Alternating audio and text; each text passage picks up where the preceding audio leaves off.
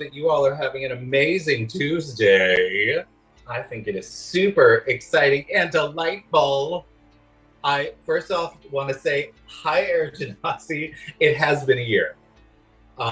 You have been involved in Patchwork Planet shenanigans for a goddamn year now. And we love you for it. You are absolutely fabulous. I also want to call out Wizard Magic. Hey, Mikey. I hope your new classes are going really super well. That they are super excited. Oh my God. And Bramble Bush has been here for 10 months. That's amazing. Oh my, apparently if we can get something else happening in the next 30 seconds, we'll get a hype train. So that'll be super awesome. Oh my like God, Eric Just come in, just hit up strong. Oh God! It is strong with the Eritanasi right now. And we do have a special thing that we are doing. We are almost there. We are trying to pull together enough to cover the cost of a desk, a chair that actually has some support, and on our Ko-fi, and a bookshelf for Kyle, so that I can actually set up a real streaming space instead of being stuck at my kitchen counter. So there is what I'm gonna do with that is because we only have like $100 left. Thank you, first of all, everybody that's helped out with that, everybody that's donated. If we can hit that goal today, then I think what I will do is anybody that contributes to that goal will get to create either a room or a weapon for a new Spelljammer supplement that we are going to show you today that we are working on. All kinds of cool shit. So the fabulous Shadane and the fabulous Talia have come today to help us out by we're going to talk about things that we're creating, see what they think of them, see if they're terrible, if they're delightful, what they would do with them, if they have any ideas, all kinds of cool stuff.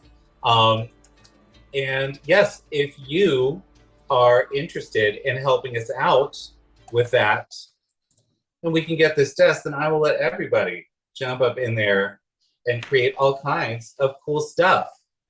So that's going to be absolutely delightful. And Lando, will you throw up the Ko-fi? Yeah, 1 second. That would be awesome. So yes, so first of all, let's meet our fabulous playtesters today. Hey, tell me, who are you? What's going on over there?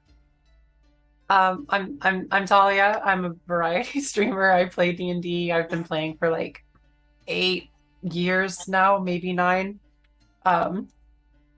It's been good. I actually used to teach D&D at a local comic book store too. So I love it. Were you teaching it to like everybody? Elderly. Oh, really? Yeah, they're elderly specific classes. Everyone else had to pay. Elderly got in for free. That is awesome, because I feel like that would be such a, like D&D would be such a good way to create, like, to first of all stimulate the mind, but also create community. And oh my gosh, Eriginasi with the 5 subs. Thank you so much. Thank you. Oh, I love it. Okay, Lando, I need you to take notes on this so that next Tuesday when we're back to actual gaming, we can pop all of this. We can base boost Malthoven. You can what? Base boost Malthoven with all of the good that Elric is giving. I shall become a force to be reckoned with, Kyle. I love it. I love it. Makes me so happy. Yay! 10 more gift subs, Malthoven becomes a DM. Oh my gosh. Why is it telling me that a hype train is close? Because it has to be someone else. It has to be someone else. Oh. It can't only air Genasi. Oh, I see. There is, yeah. There is, so, I love that. Talia, you're awesome for doing that. Mary. And who do we have over here? Shane. Hey, I'm Shadane Barrett here, the Clockwork DM. I have been a part of Play Nerd Allies for damn near a year now. I played Crow on Delver's Dream. I played Maltoven on Tuesdays here, but not this Tuesday. Just Tuesday, we're going to be talking about Spelljammer. I am the CEO of Brown Bush Books. We make cool, awesome D&D ditties for all of your player and DM needs. There we go. I was like, I gotta get it in time. There we go. Hey, you did it, buddy! And I got my whistle back. But yeah, So- I'm also a cast member of Heroes and Hooligans. I play tomorrow night at, I remember the time because I'm good at this, 5:30. I am playing a Monster Hearts 2 campaign called Graffitied Hearts.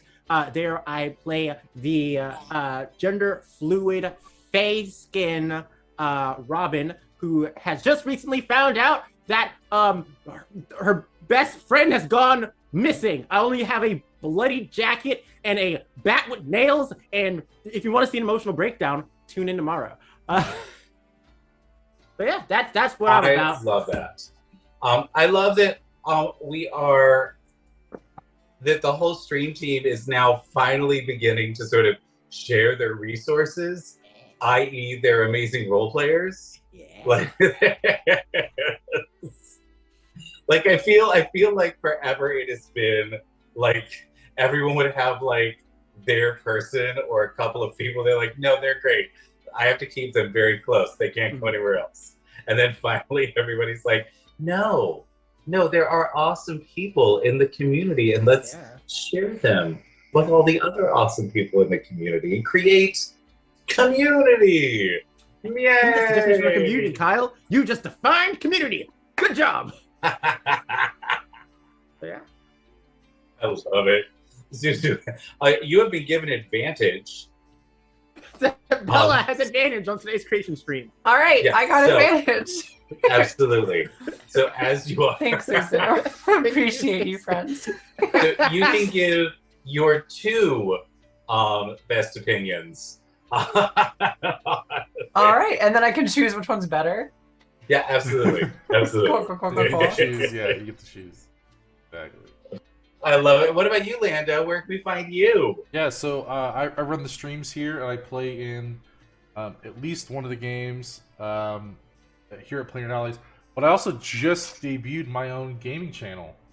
So Monday, actually, not this Monday, but last Monday. So barely a week old. So if you guys want to check that out, I can. I guess I'll shout myself out. Is that? I guess that's a thing. That works. I guess that's. I mean, that's technically one a of the thing. benefits. Yeah. Yeah, Definitely of being having the mod. of being a mod is You can't give a shout out to yourself. That's so funny. Wow. Whatever. I could. God, that's so freaking funny. Fuck you. I could do links. Indignant. I love the Okay, move there, just like there, shot there. back at you, just like how dare. Yeah, Yeah. that You're was. just like, what the fuck are Like, you trying to do actually here? go. Can anyone do it or no? I don't- No, okay. The mod, How do it has you- to be a mod. Which. Yeah. Okay, all right. Wait, So what I'm gonna about just- try it? Hold on. Okay. Hold on. There we go. Whatever. Doesn't I that can work? do a link. That doesn't work? That doesn't work. Yeah, no, it doesn't work. Oh, okay. There we go. I forgot. All right. I forgot that Oh, I made. okay. I added the Twitch to my command. All right. Never mind. Okay, Right. I think I got it. You got it, I think you I got got it. Woo! Moonbot has been satisfied. Oh my It's God. so funny. It's That like, is the most no. DM shit. It's like, no, you cannot give yourself inspiration. I think Yeah, unacceptable. I think Nightbot allows you to do, because I Yeah. on my channel I have it through the shoutouts through Nightbot, Ah. but for some reason Moobot's like you arrogant bastard, no. You cheeky bitch. No. I feel like I want a bot that So would funny. respond to that with just warning. This person is exhibiting signs of malignant Narcissism. Yeah, narcissism. million narcissism. This you monster 100% narcissist, can please customize the run. message. You could definitely. Okay. If someone Oh, tries God. to shout themselves out. Oh my God. Oof. Okay. So So Narcissist.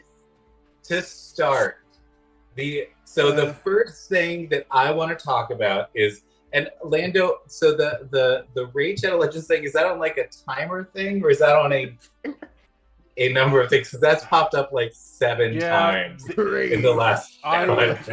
They basically said, here's the bot. They didn't give you any custom things. So basically, until the campaign ends, they're going to be Oh my buzzing God. around in the chat, unfortunately. So, Okay. yeah. Oh my God. Okay. I mean, Well, that's I fine could then, I unmod stream elements, but I think that would piss off the whole system. But Oh my God. No, Anyway, it's fine. Let it be. It's okay. it's fine. it's doing its own fine. thing. Yeah. I love it. Anybody that does want to help us out, we are being sponsored by Raid for the next week. So if you want to go download and just play through the tutorial, it takes about 10 minutes. Yeah, Please hit that link and let us jump in there.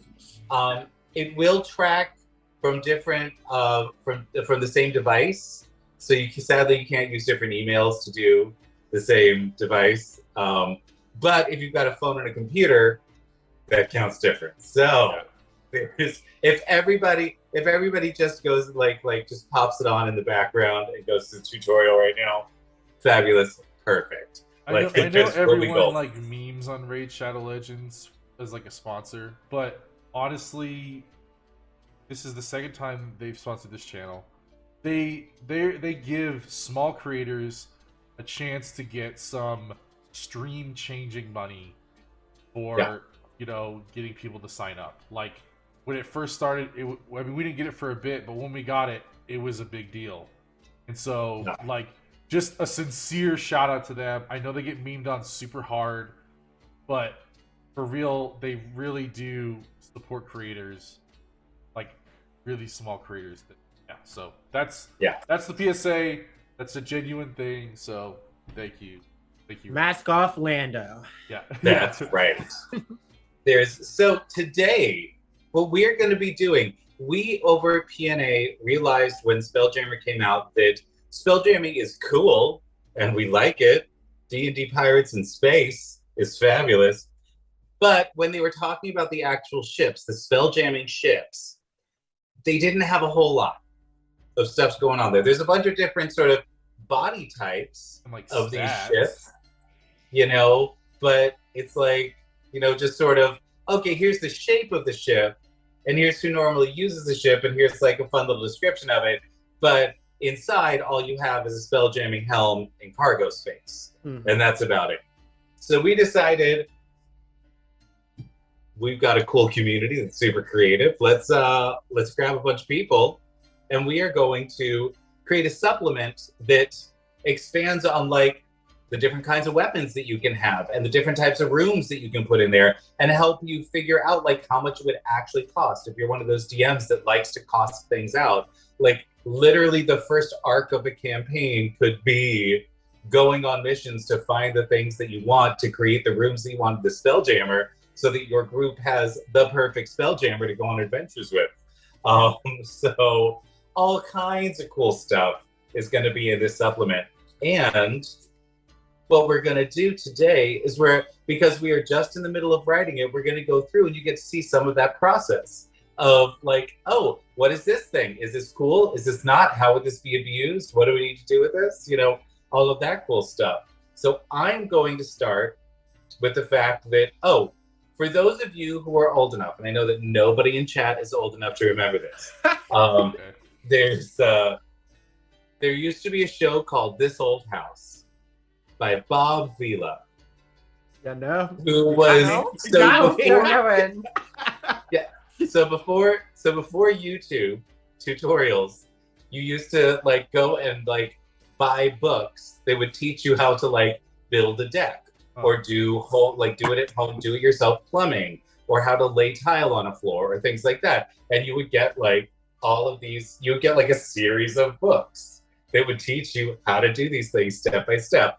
And Bob Vila was the do-it-yourself guy. of the 80s and 90s, and he had a show called This Old House.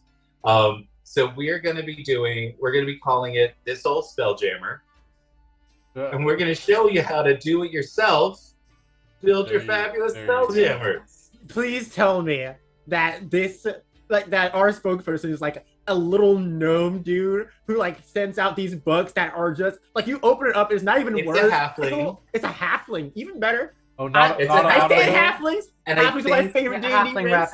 rep. Halfling rep. Let's go. I think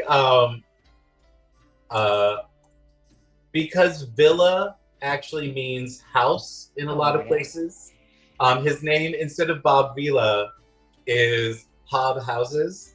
Hob Houses. Hob Houses. Oh wow. He is the guy. Tell you how to get your spell jamming. Let's do it. And the way that you're going to be seeing this when you open the book as you read through it is he's talking as though you are watching this on your scrying device in your Spelljammer and tuning into this whole Spelljammer show. That's right. That's so funny. I like that. That's really pretty funny. adorable. Very adorable. I love this man. Can I just keep him in my pocket? Absolutely. This feels like a Hello from the Magic Tavern bit. Yeah. It's adorable. So here is like my first draft intro. This will be changed. All right. But welcome. Thanks for tuning in to This Old Spelljammer. If you're scrying on this channel, it means you want to learn how to DIY your amazing Spelljammer. We are here to help. We've seen all the funky, fun, and frankly confusing jammers out there, and we know that you want to make yours just as unique as you are. Well, you can with the help of This Old Spelljammer. I'm Hob Houses, and I'll show you how to jazz up your jammer with all kinds of helpful tips, trips, and treasures. Well, this show is chock full of goodies. On tonight's program, you'll find a whole list of those prefab Spelljammers that you've seen out in the Astral Sea. We'll show you how to measure them so you can just pop all kinds of cool new rooms into them. But if you want to make something truly amazing and unique, we will also tell you how to price out the construction of a whole new ship.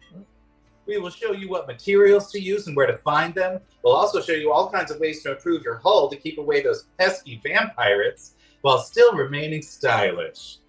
We will help you figure out how big an engine to install and how big a ship you can get before you get unwieldy. This is important when we show you how to create a ship that can burrow or walk or even travel the plains. Then it's on to weapons. We know you need to defend yourself, so we'll show you how to craft the most amazing defensive measures. Make sure not to use them to plunder too much. LOL. I know you'd never do that. Next, we'll show you just how to determine what to build inside your Spelljammer. Is this a planar party bus? Well, then you need a fully functional tavern, don't you? Are you missionaries to the stars? A flying cathedral is what you need. The possibilities are endless, but so are the astonishing ways you can modify each of those rooms. Do you want to save on your water bill? Well, install an auto prestidigitator that will clean your body and your clothes for you. It's amazing what you can create with a little gold and a lot of elbow grease, or tentacle grease, I guess. Finally, we will let you know how much it'll cost to hire people to help you crew this astonishing new ship you're building. We can't wait to see the results. And that's what's in our book. That's what you get to do with this. Holy hell, this is gonna be fucking great. You said vampirates, and my interest was immediately piqued. Yeah, absolutely. Vampires and pirates are two of my favorite things ever. They're vampires. Legit. Yeah, they're canon now in Spelljammer. They created vampirates in the Monster Wow, Manual. that is fantastic. Yeah. I'm very excited about it. Let's jump down. I'm going to jump down to I got you. building a Spelljammer. All right, section 3 in the document that we are looking at. All right. There is I think first what I'm going to do is we'll pick a section and then let's talk about things that are cool, things that are not, things that need to be improved, like all that kind of stuff. So we're still just sort of, everybody's working on things right now. So right now it's just sort of a list. But so many sorry. questions. Yes. I was gonna say my first curiosity and question and kind of knee-jerk reaction is, I get the halfling, like the mascot being halfling, but there are a lot of delightful small races in spelljamming. I wonder if it wouldn't be interesting to have the mascot be one of those races, like an autognome, So very specifically, that is a marketing decision. Oh, because everybody knows what a halfling is. Oh, that makes sense then. Yeah. To answer your question, the reason we did not use one of the new races is because everybody loves halflings. I mean, they're really just the most beloved race. Oh, okay, shit. You know what you could do? You could have gnomes are up there. You could have. I love. Yeah. I mean, I'm biased. Yeah, I know. You could Wrong have, though. You could have the halfling have a little like autognome assistant that like brings him like a wrench, and he's like, "No, not that one, you idiot!" Oh, absolutely. Well, that would be totally off-brand for Bob Vila. Yeah. Oh. Bob Vila was always very kind and sweet, okay. just big old smile. Then That's a ring. But really? an autognome assistant, absolutely. Yes. And have it be slightly confident and be like, "No, it's okay. Go back. We need the 4/5 wrench. Hey, go on." An autognome assistant that does not know what they're doing. Yeah. Autognome assistant. That's the best. Yeah. An autonomous assistant that has like the downloaded OS of like a combat like machine. It is not made for building. It is made for pure destruction. But it's trying its Bob best. refuses to listen to reason. He's like, nope. This is my money. This is my little building money. I feel like it's an autognome. It is an autognome that somehow its OS actually is Windows 8. Oh wow. It's Windows 8, but all of the software on it is meant for cooking. And he's not cooking with it. Absolutely. Absolutely. I won't even say that. You probably just destroyed everyone's computer. Yeah, probably. Oh god. That is what just happened. Lando. You Honestly, said the curse words. To be so, I used to work in IT, and I have such like little respect for Windows 8 that I thought that Kyle made it up and got it confused with Vista, and then I remembered, oh shit, they actually did have a Windows 8, no joke. Yeah. We just never, it was literally so bad. Ever used it. It was so bad. Not to go into this tangent about Windows 8 and its counterpart, which was still bad, Windows 8.1. It was like they went so hard in like the touchscreen aesthetic that they started to like oh yeah, our non-touchscreen computers, let's just use the same OS. I'm just like, that's a dumb idea. Oh my god, it was awful. Wizard Magic, thank you for resubscribing. 15 months. Wizard's been with us. 15 months. Good on you. There is so yes. So absolutely, we can have an autognome. One of the things that I do want to put in here is like little sidebars that are like tips. Don't do this thing. Like, don't combine these two. Like, one of them will be, because we've got like one that's like, you know, a jail section, and then one that is like, you know, for tools, or like an armory section. Do not put these two together. Yeah. That's a really good tip. I would have made that. Armory. Yeah. Next to the ring. Bad idea. Sure. All right, so let's start with, we're gonna if you want to build your own Spelljammer. So we are gonna have a section that sort of outlines all of the ones that were already done in the Spelljamming book, and sort of give you the things that you need for that, like what's its cargo space. And what we're gonna do, I think, is say that for every 10,000 tons of cargo space that you have, that essentially is the equivalent of one room section. Mm-hmm. So you can slide one room into that. So if you have 50,000 pounds of 50,000 tons of cargo space. 50,000 tons? Yeah. Is it 50 tons? It's like 50 tons is like the most massive ship in the whole thing. Okay, 50 tons. Sorry, I was thinking 50 Okay. tons. Sorry, I was yeah. like, I was holy thinking, fuck. yeah, just sorry. I'm So like, 10 tons. you mean the So Death 10 Star? tons will be, yes, we are. We can build that Yeah. on this whole Spelljammer. We can do it. There's, so it'll be Like 50 that. tons.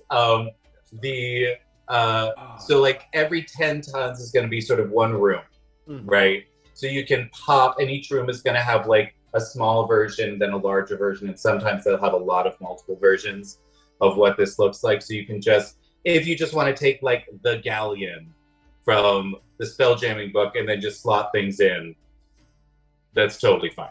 Yeah. But this is where we're going to learn how to create our own. So let's start with materials. So we took all the various materials that we found in the spelljamming thing, then added some of our own.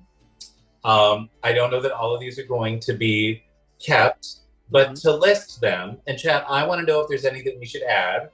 To list them, we have got adamantium, asteroids, bone, ceramic, cloth, copper, crystal, flesh, gingerbread, iron, living wood, mithril, ooze, stone, webbing, and wood. Now, the ones that are actually used in Spelljammer are, you can build it, like Beholders build theirs from an asteroid that they hollow out. You can turn the skeleton of a giant space whale into a Spelljammer, so bone is there. Elves, the space elves make theirs out of ceramic. No. There are giant spiders that are Spelljammers, so they are made out of flesh. I'm dying to know what gingerbread is used for. Please tell me it's like if the you're a hash. witch, Yeah. like if you're, come on. Sometimes you need Okay. to escape real quick in your Yeah, gingerbread sure. house. Okay. I you know, respect it, sure. Hey, there are no bad ideas in But like, like brainstorming. Santa. No, This is Spelljammer. no. It's flying. It's the flying Gretel. Oh my Oh my god. Yeah. That is the name of that Spelljammer, apparently, is the Flying Gretel. The flying Gretman. Flying Gretel. Sorry, quick question about the tons thing. You said so every 50 tons is an extra room? No, 10 tons. Oh, okay. Because I was looking through, I was like, there's only 2 ships that are 50 tons that can carry 50 tons. That's a really big. Okay, cool. I just wanted to make sure because I was like, that's a lot. What's the smallest ship? 10 tons? 4 I think it's or 10. 5? Oh. Maybe one that's 3. I just scrolled through them and I'm pretty sure there was a number less than 10. Yeah, but like a 3-ton room, you could do like, a half a room in there. That's how much space there is, so it's going to be nothing. Like you can have a fold down bed and a hot pot.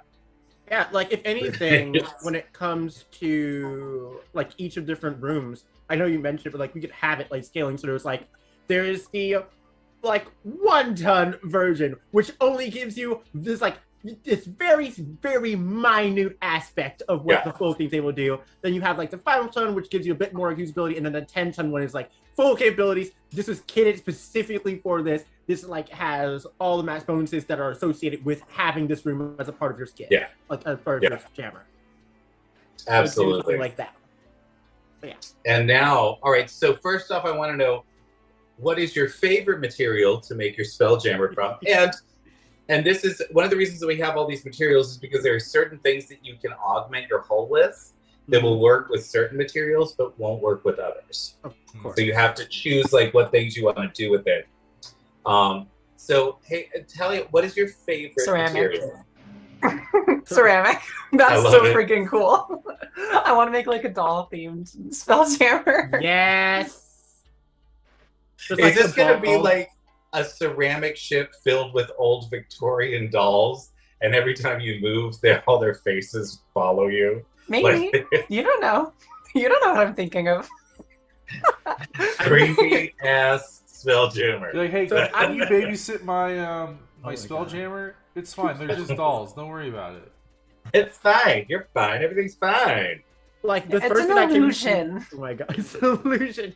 The first thing I came to my mind when it came to like a doll-based Link Spelljammer. I'm not sure if you're familiar with like the ball jointed dolls, but like all like the under the hull is just hundreds of these ball jointed arms just crawling in the astral sea as it's moving. Y'all gotta stop taking my ideas. Like, let me say these out loud. Let me say this out. Listen, we're on the same wavelength, Talia. You know this. Sure. I've got, if you need a good lawyer, like a good copyright lawyer, I might.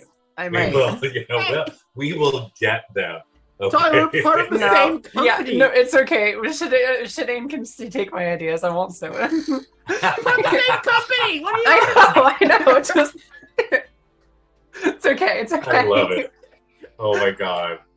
So yes, all right. So yours would be ceramic. Shadane, what's your favorite? Ooze. Ooze is my favorite. That's very you. Yeah, that's essentially for like the plasmoids, where like they like you can create an entire ship of that that essentially turns into like just a giant sphere of ooze that then spell jams through space. I think that would be super delightful. What about you, Lando? What's your favorite thing? It wasn't mentioned, but a ship made of not H2O frozen ice, but ice. The penguins can on the ship. So I don't know much about chemicals and stuff, but have ice that has a really high melting point, so that the penguins can penguin around on permafrost. You just want a ship of permafrost. Permafrost ship. Well, there are. If you've read any Kurt Vonnegut, you know that there is the different crystalline versions of ice. I think they're up to ice 14 now. Yeah. There are different like molecularly the way that the ice aligns itself will actually shift the melting point of different types of ice. There's none that get like too much above melting point. I think maybe you could like there's an ice that can like exist at like 35 or 37 degrees Fahrenheit instead of 32. Well, magic space ice then. Hey Lando, don't worry, I got you. Fractal ice. It is always melting, but there's infinitely many of it. It can't stop melt. Absolutely. It's just dripping constantly. It's just like dripping. It's just constantly raining cold water down below it. Yes. Yeah, and then they'll Fractal like frost. hide themselves, and they'll just like play in the water as it's. Oh my god. Fractal Frost is a really good name for it too. I like that. Fractal ship. Frost, yeah. Absolutely. Fractal Frost ship. I mean, didn't like during the 40s, didn't Japan make a few ships that were actually just ice and wood shavings? I'm like, I'm like 100% sure that they made two ships that were literally just wood shavings and ice, and then they decided that it was too expensive. That it was too expensive. But it was literally like a self-healing ship that if it sustained damage, the ice was so cold that like the wood shavings kept it cold, so it would just freeze the water around it to like fix the ship. That's it was really cool. Super. Yeah, I'm here for it. I am absolutely here for a Fractal Frost ship. It's a good name, and you can take inspiration from that Japanese design. That's a great name. You're right. welcome. I'm having this. Let's go. Fractal Frost. All right, fabulous! Yay! I will credit you all in the book. There's now that there is now that we've figured out like materials. Now, mind you, each of these materials is going to cost different amounts, and the total cost of the ship is going to be based on the room size that you have. So your total capacity is what that's going to be. So it won't be like getting. I don't want to create a list that's like 7 pages of if you want to build this one or this one or this one or this. It's just going to be for every room size, adamantine will be this amount. For every room, ceramic is going to cost this much. And as things expand and get bigger, it won't be a direct like 1-to-1. It'll be because as ships get bigger, you have to add more to the ships to cover all the rooms. So it'll be a thing where it'll be like a very easy mathematical equation. Like, it will be something. I'll figure it out. Yeah. We'll All right. see. Here's a moment where we might be able to refine the list a bit. Any significant difference between copper and iron before I pitch my pitch? So copper is far more conductive. I see. Mm-hmm. And iron, I'm guessing, is stronger. Yes. So, like, you want to make a storm ship? Copper. You want to make a ship that can take a few hits? Iron. I see. Did you was mithril on there? Yeah, mithril. There is mithril on there. Mm-hmm. So that's expensive, but it's lightweight. Oh yeah, 100%. Super expensive. Yeah. What So about that's hair? What? It's what? What about hair? Like a ship made of hair. Of hair? Yeah. What kind of hair? Just hair. Just Just hair. Just hair. Just I mean, like, think about it. It mismatch. could be malleable. It could be like, it's kind of close to webbing, actually, but like it's Yeah. less sticky. Oh my God. It's less sticky. It's less sticky webbing. It's slick. It's like webbing, but it can go in water. Oh, my God. Oh God. I feel like that ship would like hunt dwarves and like use their beards to like patch the hole of their ship. Yeah, that sounds about right. Dwarves and gnomes, all the bearded folk Yeah. just consumed. Beware the hair ship. All right, do you want to? They're coming for your beards. Oh my God! Could you imagine that in a fight? The whole ship would smell like either wet dog or Mhm. burning hair. Oh, like yeah. just I mean, No. or like, coconut conditioner. Yeah. Coconut. They wash it with conditioner. They just wash. Yeah, the you've got to take No, good like, care of your yeah, hair. they like gotta Just- sit the on mop the a deck. bucket. It's just a they lot of literally coconut have conditioning there. coconut groves on the back of the ship, and they just to crack condition the open hair ship. coconuts for it. Spray it Yeah. around. Yes. Yeah. I'm glad we're on the same page. So Yeah. we're going to write down hair, right? Right, Number right. 18, hair. No one's now- writing it down. Could you be a tabaxi ship? Yeah, that's right, Pixie. Oh, God. The crew's That's expected. right. The crew's expected to help patch the holes with Ah, their gross. hairballs. Terrible. All right, I'm going to move us along to hull improvements. All improvement. Just So these- walk away from hair. Hair. Where I'm just stepping back. Uh-huh. I'm removing myself from a traumatizing situation. Like, No, so like one of the You're characters in my world build has hair powers. She controls keratin, Yeah. and like it's been really fun, like exploring the different like abilities that you can have with that. So a hair ship does sound kind of neat to me. Like oh Bayonetta. my God. Yeah, kind of like Bayonetta, but she can control other people's hair too. Oh, that's worse. See, now I It's just so much- imagine- Basically, now I just all I can imagine now is a ship where on the outside of the ship is just a whole bunch of different people with really long hair, Yeah. with their hair just tangled up, making the ship. Oh, yeah. So, I mean, yeah. It I'm could be that. pretty sure that is a punishment in one of the layers of hell. Yeah, Well, we'll that's, never know if we don't write down hair as number 18 in material. Okay, sorry. I'm done. Alia is auditioning to be a demon prince. or, Absolutely. or just teeth. Absolutely. Just Oh, rotten. my God. just off the top of my head, how about a torture hair ship? How Oh, about my gosh. Yeah. I didn't bring up the torture. I did not suggest the torture. I Like, didn't the know hair this was a can be meeting. disconnected. I didn't I know didn't this was like suggest hell the meeting torture, in it the was first just place. fun. I'm just saying, if you put down hair, I will be making a hair ship. Yeah. So weigh your I'm pros and cons there. I'm gonna make a little supplement just for you. To the Okay, supplement. thank you. I'll make a Like, supplement. you made to the it. supplement. You're like, Hey, I appreciate you're like that. the note is gonna be like, we didn't want to add this to our supplement, so we made a separate one. We made another supplement just to focus I on hair feel- ships. For hair I feel like the only. gnome would like the auto gnome would be like, why don't you bring out some samples of things and bring out a sample of ceramic, and then like just a box of hair. It's just like mismatched. Where did you even get this? And the halfling's just like, no, not that one, not that one. Cut commercial, cut Not commercial. for the show, not for the show. We Can want you less read? of those. This said do not open. Oh God. That's Bag terrible. of We're all hair, terrible do not people. So I'm now going to move us along. Okay. Yeah. All right, whole improvements. Oh. Ah! Now that you've picked your materials, it's time to make sure those materials aren't destroyed.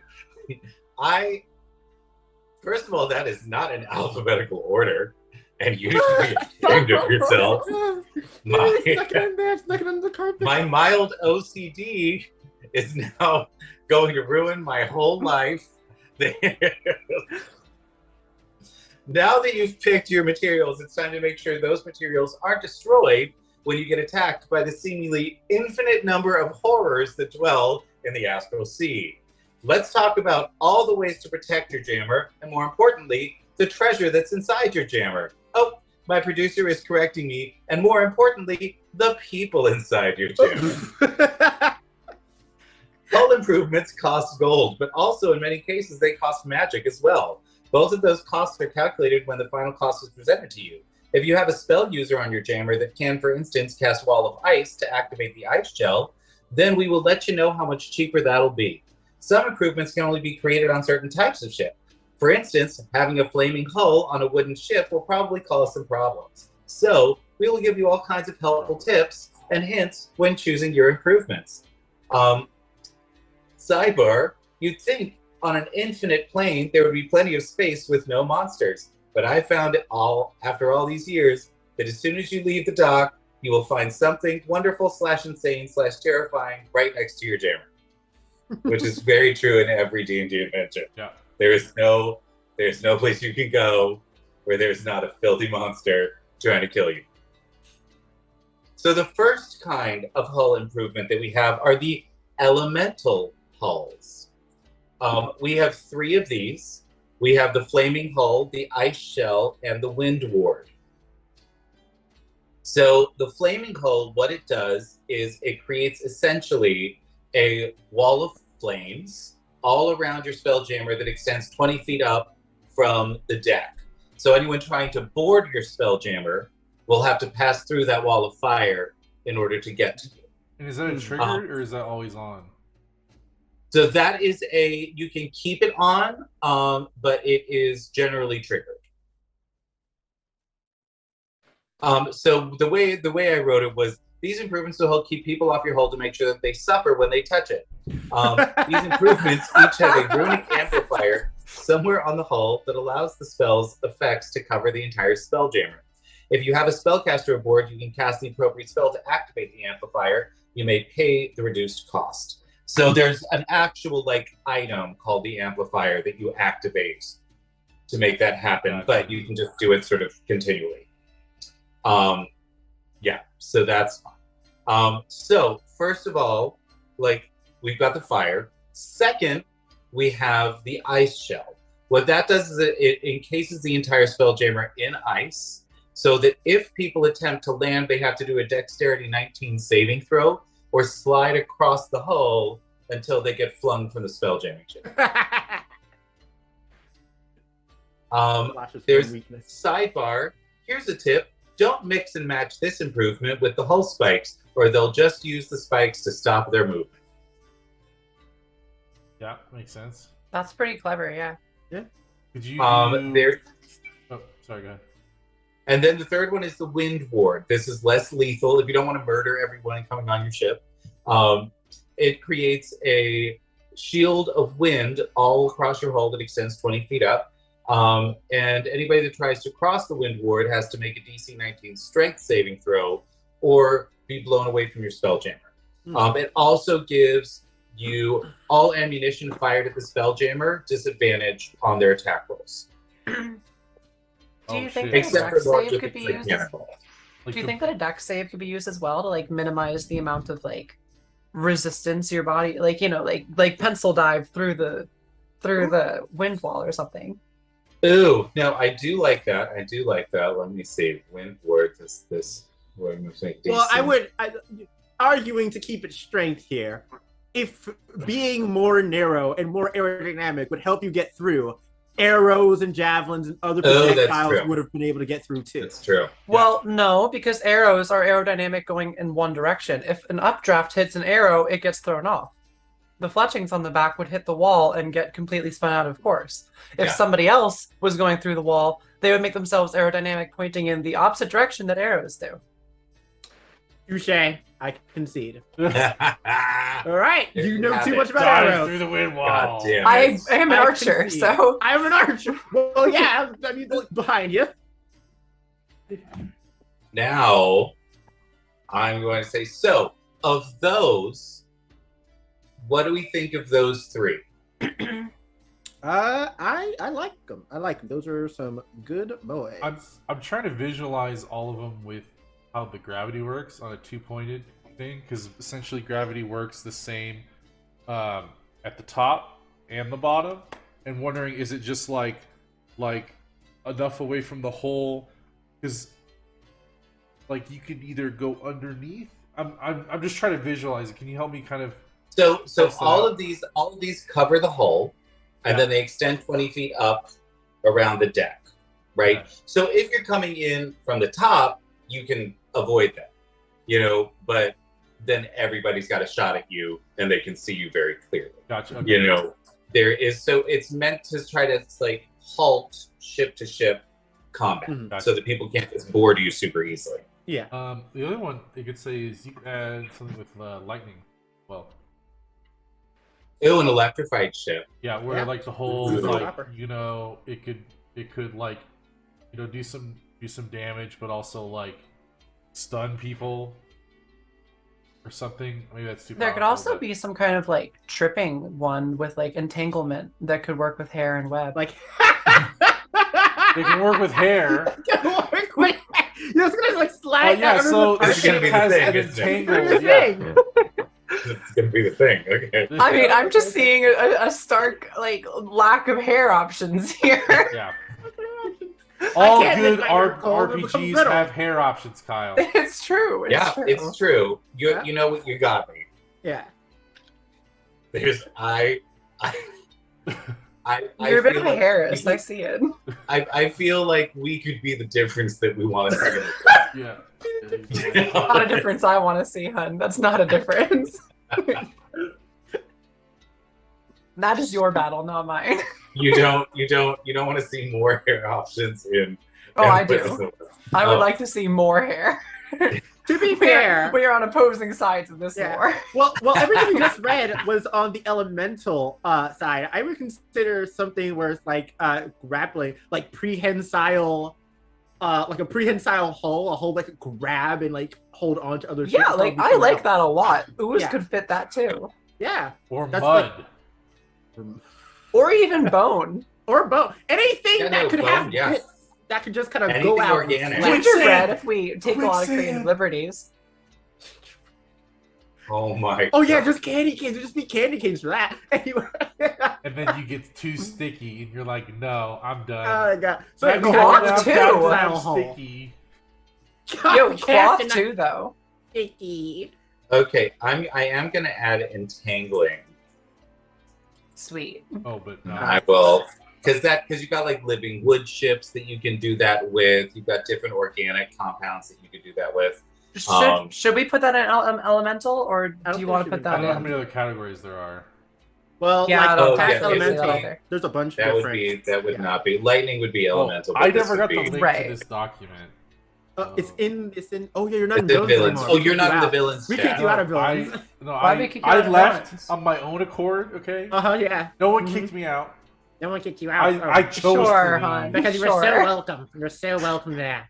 It sounds like you kicked yourself out then.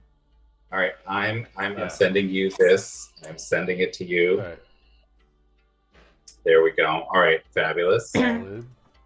And all right, so entangling. It's not So there's a- elemental. That actually would go before the elemental ones. So I need to add. So this will be And no, it would go just after because it has an N. That's how alphabets work. That's what's going on.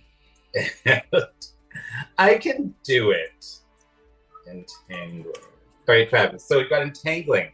So the other ones that I've created are there's fog cloud, which essentially just creates a big cloud of fog around your ship and makes it difficult for people to like aim to like hit you.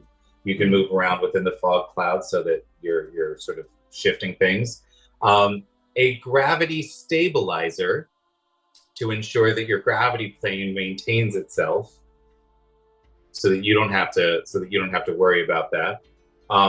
Hermetically sealed hulls, which are important when we get to different mobilities. I don't know why that freaked me out so much, that word. Hermetically sealed holes.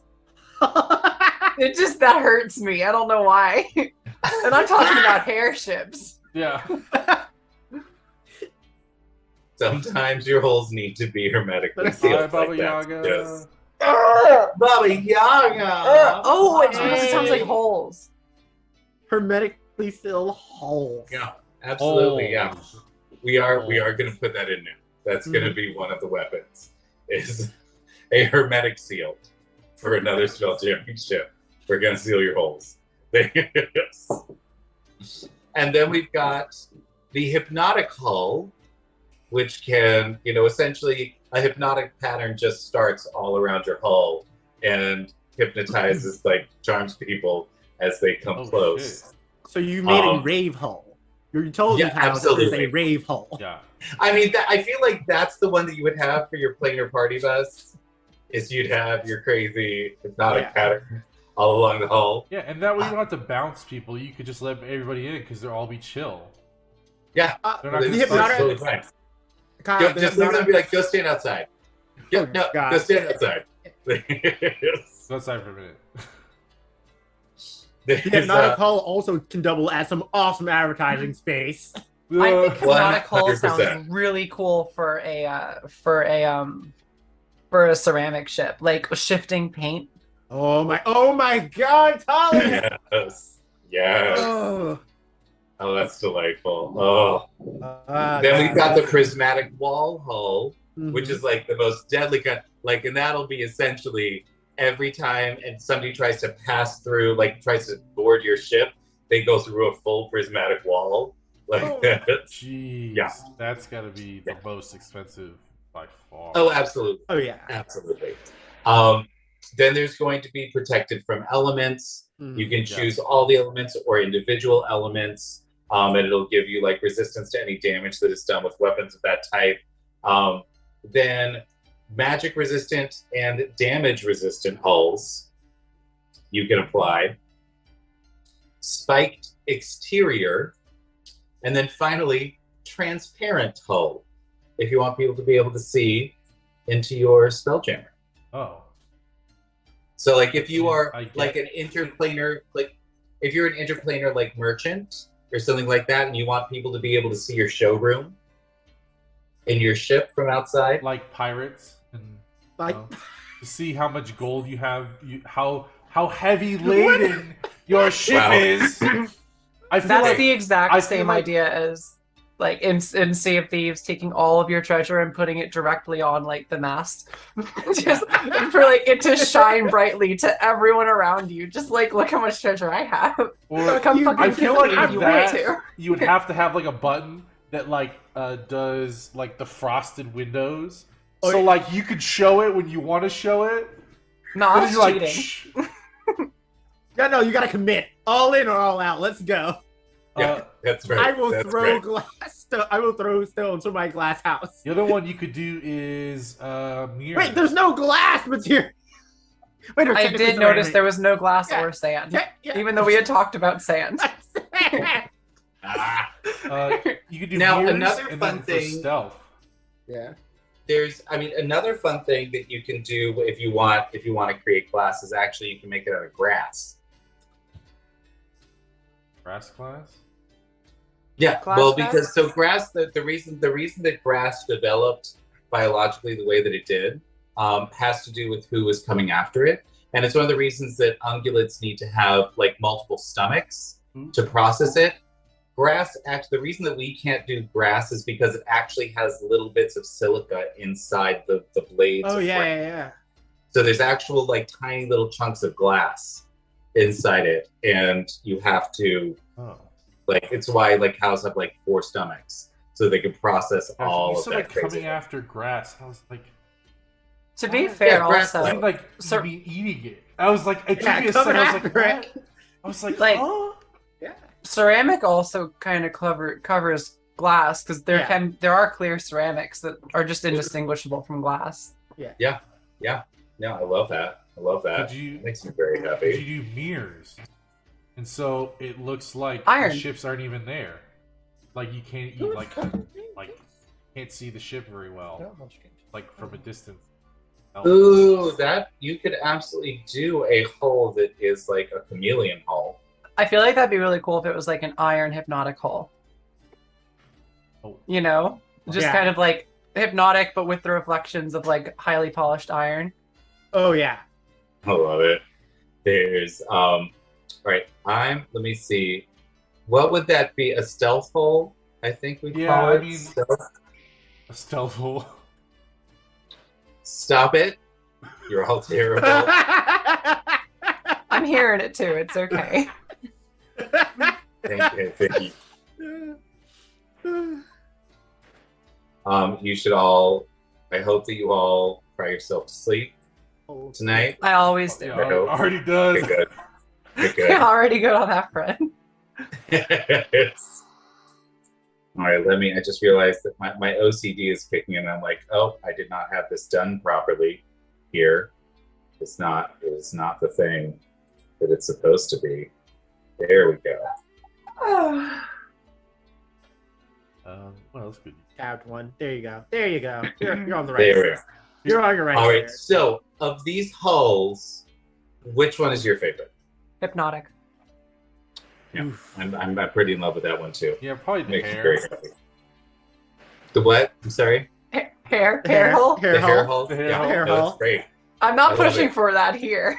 Did It's already we add material. quicksand? Because that'd be cool. It's like it Well, swallows you that up. should basically be the entangling. Just Yeah. Well, that's it would true. be like we could absolutely create like a teleporting hull yeah. where like Oh, shit. literally it just teleports you directly other into side. the jail. Yeah, or Like, right just- outside, like the behind of your air bubble. So it just like leaves you behind, and you're just floating in space. Oh my god, this is terrible. That was one of my questions, though. Is how expensive would it be to use 2 types of holes, like to combine, say, like, I don't know, for whatever reason, if I wanted to do both entangling and hypnotic hole. So what- Hypnotic hull.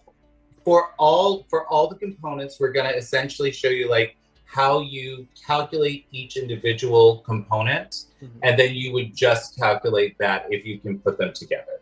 So it would be, like, let's say, like the difference between, so like iron's gonna be one of the cheapest things to build, or wood is gonna be one of the cheapest things to build the hull out of. So that's gonna be like, whatever is the final calculation of the number of room spaces you have, it's going to be like times, multiply that total by 1, like that's how much gold it's going to be.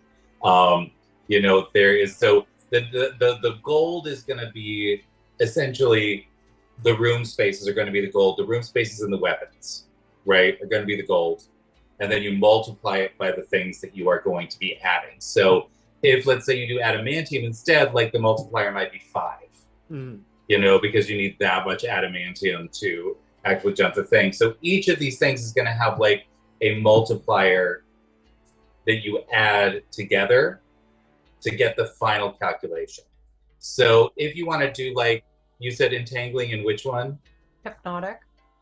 Yeah, so if there were, for instance, like you've got the entangling hull, and let's say that's like plus 0.3, and you have the hypnotic, which is like plus 0.7 or whatever it ends up being. Then that would be, you'd add 1 to your multiplier at the end. So then you'd add like all the different multipliers together, and then you multiply that by the gold. So it's literally just like one calculation that you have to deal with, and it's not super extensive and mathy. It's like adding extra, like, you know, bacon to your burger. You just click all the things you want, and then it just tells you the price.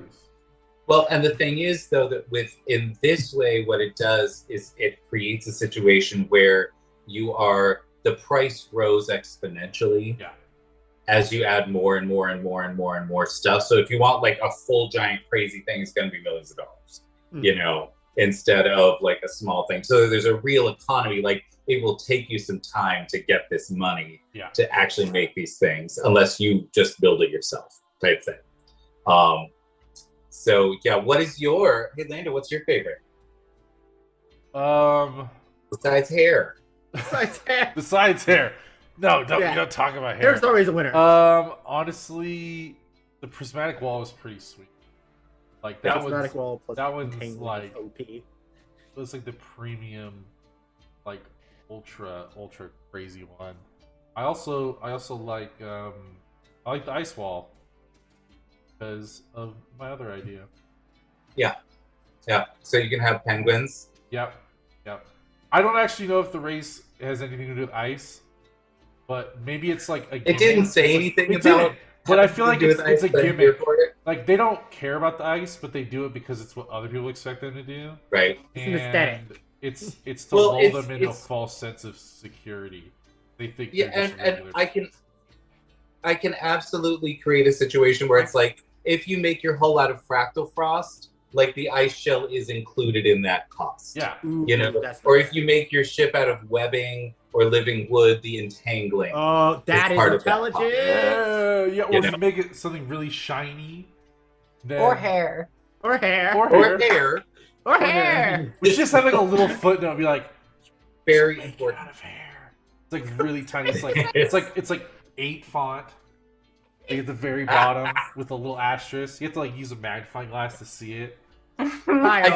So what you're describing is very Terry Pratchett. Yeah. Like there was literally like, if you read his books, there would be all kinds of little footnotes that were hilarious. And there were certain pages, there would be like 7 of them. So more than half the page was footnotes, about 3 sentences on the top. Like it was delightful. That's so funny. And you'd have like footnotes within footnotes to explain other bits of the footnotes. That's Terry Pratchett. He created the Discworld series. He also he and Neil Gaiman wrote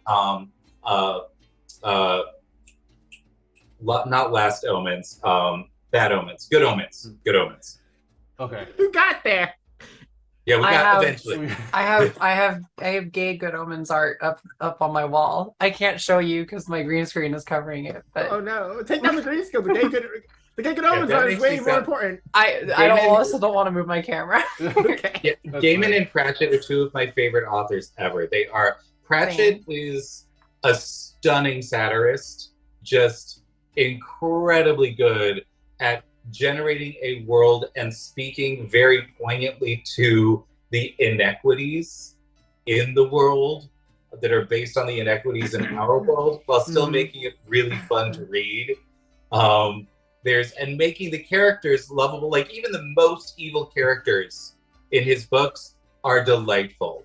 You know, like there's the patrician who is the ruler of the big main city and is the worst person you've ever met, and just randomly tortures and kills people so that he can move his plans forward, and you still love him. You are still like, you're fat. You're like, yeah.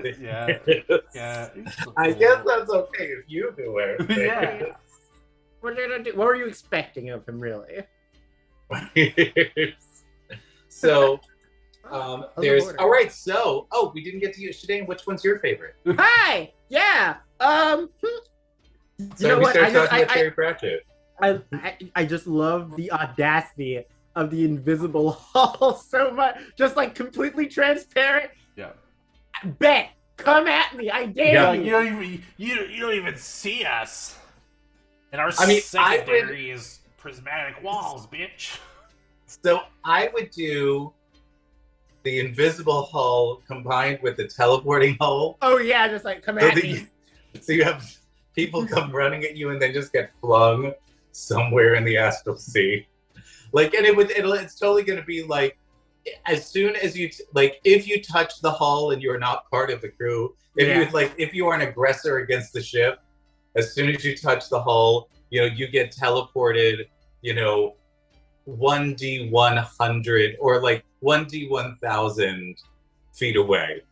Like behind the ship in a random direction, away from the bubble, and you're just out in space now. Well, I would just say, like, you just get teleported up to, because I want to make it interesting, so maybe you get teleported, like there's a tiny chance that you can get teleported like onto the deck.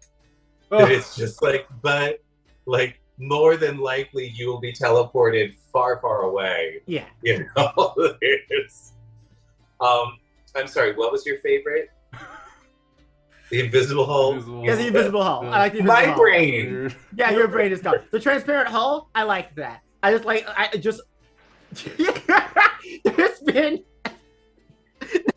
a day. It's been a day. Yeah. There's a saying that I love that lives in my head. I want to reach out. I want to reach out to chat and say, hey, chat, has your day been a day? It's been a day. Well, welcome. I'm in chat. It's been a day. You're what? I said I'm in chat, so yeah, it's been a day. Yeah. It's been a couple days. I just want to say thank you for coming. I hope that you are enjoying this. Us just Baba. Cracking up about all of the insane things that we can do with this. And you will be able to purchase this in just a couple weeks, your very self, and it'll be delightful. But I hope that this is giving you a little joy in your day, if you've had a day. It's giving me joy in my day. So yay, that makes me happy. Thank you. I think that's important. Gratitude. Thank you all for giving me joy in my day. Gratitude is good. It feels weird to be gracious. Now I want to murder everyone. I'm not, like, when I'm on stream, it's like I'm used to being a DM who's trying to kill everyone all the time. Yeah, like, we're having too much fun. These are the moments where we get to reflect and enjoy the fact that Kyle is also a person, a human being. Lies. That isn't a god hell-bent on our absolute death and destruction. I mean, I'm still focused on it. I just it's just, I'm playing the long game here. We're making this supplement so that we can get thrown outside of the crystal sphere when it's sealed after this season, and then Kyle can throw all of our beautiful things we made today at us. Yeah, absolutely. Absolutely. Gonna ruin your lives. I'm super excited about this. Okay, so we've got weapons now. Everybody likes weapons. So in Spelljammer, they only give you essentially the ballista, the bow, and the mangonel. So we added 2 others. Yes. What? Did you mean to say bow? Yeah. Is it called a bow? Yeah, the bow of the ship. The bow of the ship. You mean bow bun? On a bow of a ship. Did you think it was called the bow? The bow of the ship is the front of the ship, and that's what slams into. Oh, I see. So it's not you're not. Well, it doesn't ideally slam into things, but yeah. But you can. Well, no, specifically, there are certain ships that are built with a reinforced bow so that you can ram other spelljammers. Yeah. So we've got ballista bow mangonel, which is sort of a catapult. And then, so we added cannon and net because there's a bunch of fun things that you can do with that. A net of slot? No, that would be in the mangonel, actually. Oh. What I threw at you. I threw at one of my players, the slot had taken over a thing, and so what they did is they implanted their eggs into a bunch of people, and then they put all the people together and put them in a big net, and then put that net onto a catapult and catapulted those people to the spelljamming ship that everybody else was on. Instead of the people like breaking out and helping, instead the slod exploded out of their bodies, ripping the net apart and attacking everybody. Yeah. So it was really gruesome and terrible. Imagine if the slot had any of the mini ships that could come from this supplement. Oh my god, I'm afraid. Right. Yeah, no, it's going to be Wow. insane. All the words you just said were worse than hairship. Somehow, every word you said was worse than her. I mean, said it. If anybody's looking for just a villain, I am here for you. I used to get hired so I would get hired when I was a professional actor for two things. I would get hired to be a villain because my natural laugh sounds like a Disney villain's laugh. It does. And and then also for comedy. That was my bread and butter. Either lighthearted, fabulous comedies or me murdering people on stage. Yeah, good times. So Gruesome serial killer, lovable chum. Oh no, I mean like Shakespearean, like playing, like murderous, incestuous Shakespeare characters. Oh yeah. And killing people on stage and just all kinds of stuff, making plans. My favorite though was I got to play Erwin Schrödinger in this fabulous play by Bell Helicopter, and essentially it was a musical code breaker. It was a code breaking musical about Ireland in World War II because Ireland was neutral in World War II, and that's where Schrödinger actually went, the scientist, to escape what was going on in Germany, and he's like the bad guy. And so I had a whole scene where I started singing about my evil plan, and I got to wear like a tearaway lab coat with assless lederhosen. Oh god. Nice. Okay. Yeah. Do you have pictures? Please. I actually wondering. do. Oh my I do, because Roman there villains. were certain costumes that I got to wear that I'm like, oh, I need this. And of course I had like the crazy, like dark, like eyeshadow. And I play a villain really well, especially in good makeup.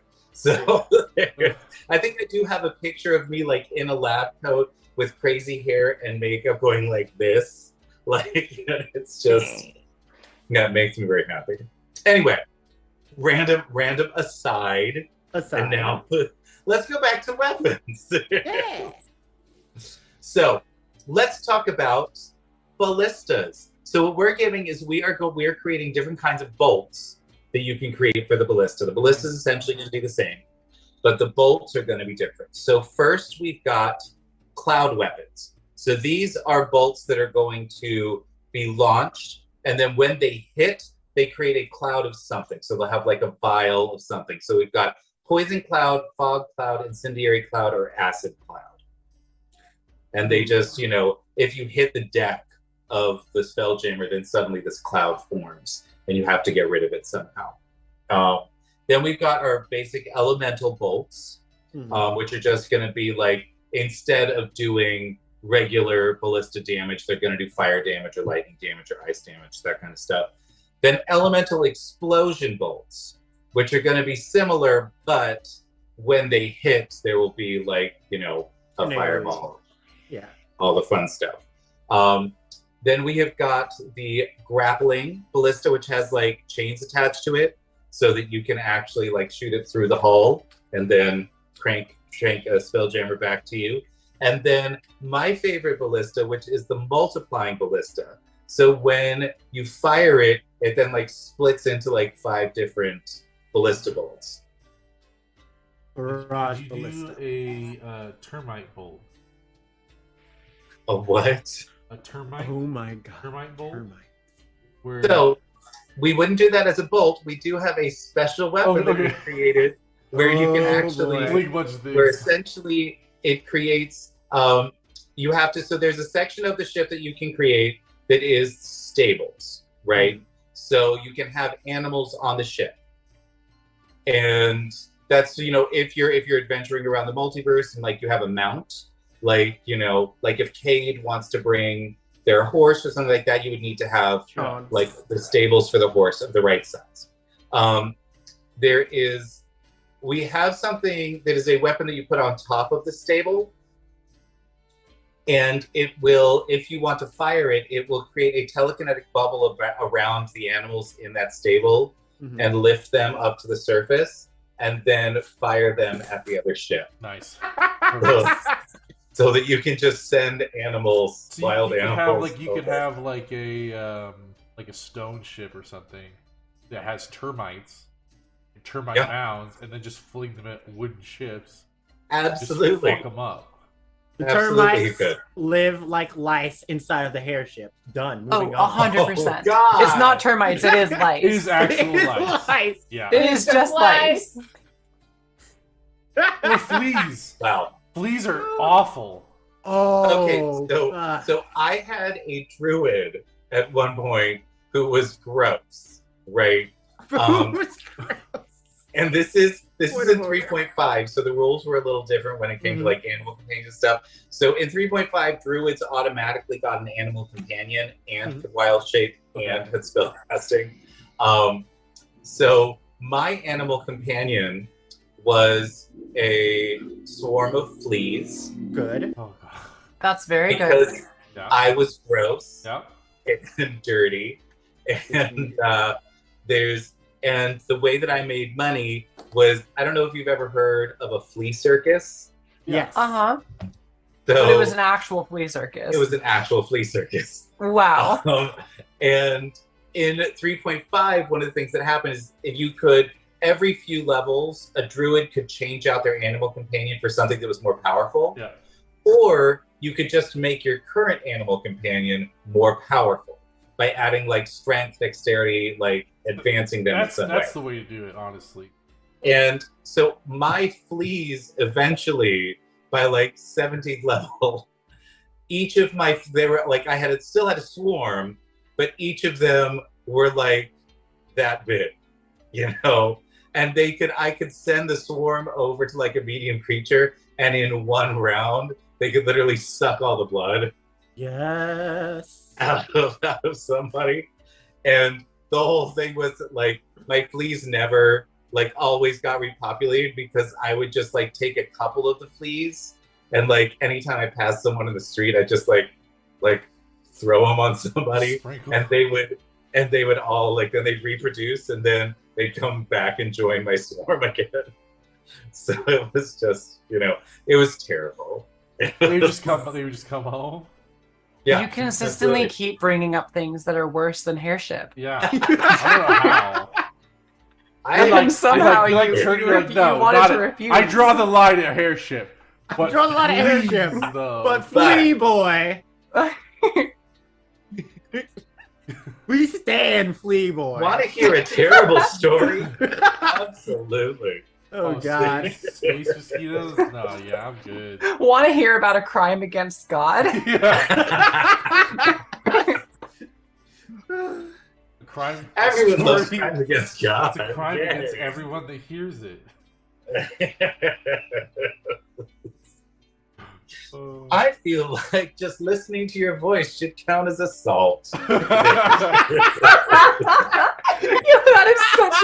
That is so gold. Oh my God, I need to take that. Yeah, I'm stealing that. I'm sorry. I need. You know what? Hold on, just a second. I'm gonna have that T-shirt made. Give me just a moment. I need to send this to someone.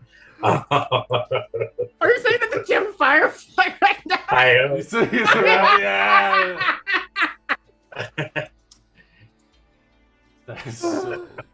I need a T-shirt that says listening to your voice should count as assault. The sound of, what did I say? I can't remember shit. The sound of your voice should count as assault. The sound of your voice should count as assault. That's a vicious mockery right That's a there. vicious mockery right there. Your voice should be considered. Is it all right? What's better? The sound of your voice should be considered assault, or the sound of your voice should count as assault? Considered. Should be considered assault. Yeah, the sound of your voice should be considered assault. Dear God. All right, fabulous. All right, we are in the flow now. Yeah. Alright. We've just made a shirt. Boom. Boom. Sure. Back to the shit. So one thing I think we're missing in terms of weaponry is you should have like some kind of. My initial thought was a fist, but it's kind of gimmicky. But like something where you can like some kind of propelled thing that can push a ship away, like a fist. So we already have that. Oh, okay. Yeah, We'll We're getting there. But thank you. Yeah. Thank you, absolutely. At least So now we know when we're we heading in the get right to- direction. Yeah. When we get to the bow, we actually have it's the next thing is the bouncing bow. It doesn't actually penetrate the other ship.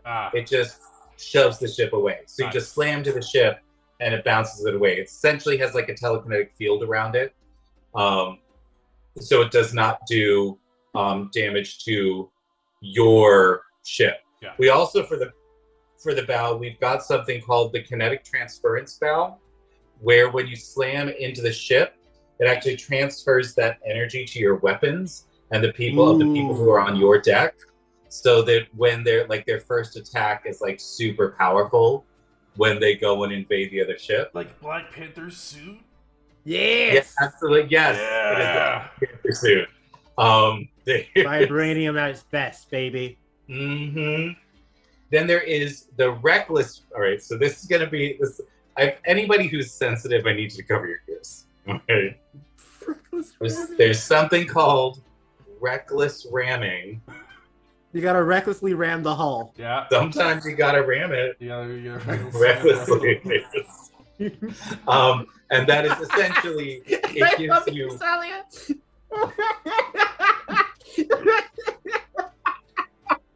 Oh my god! The bouncy I know what ball. I'm taking. Oh my god! I know what I'm taking. What the hell is happening? Baba Yaga wants it to be a Hulk fist. Absolutely, as it should Yeah. be. That is the thing. That's what that's supposed to and be. it'll be an ugly color, so when you hit the other ship, the paint transfers. Oh my god! And it's really hard to get off. It's kind of like the no climb paint that they have on stuff. Just like horrific. Oh no, can't get that crap off. Oh my Nothing. god. So then you've got for bow stuff. You also have the shielded bow, so you don't take any damage on your first Okay, ramming. but you didn't talk about what the reckless ramming actually. Reckless ramming is just it's reckless attack. It's essentially okay. you get advantage if you're going to be reckless in your ramming. You get advantage on your ramming attack, but then everybody else Hell has yeah, you advantage do. against you. Yeah. Oh yeah, I do.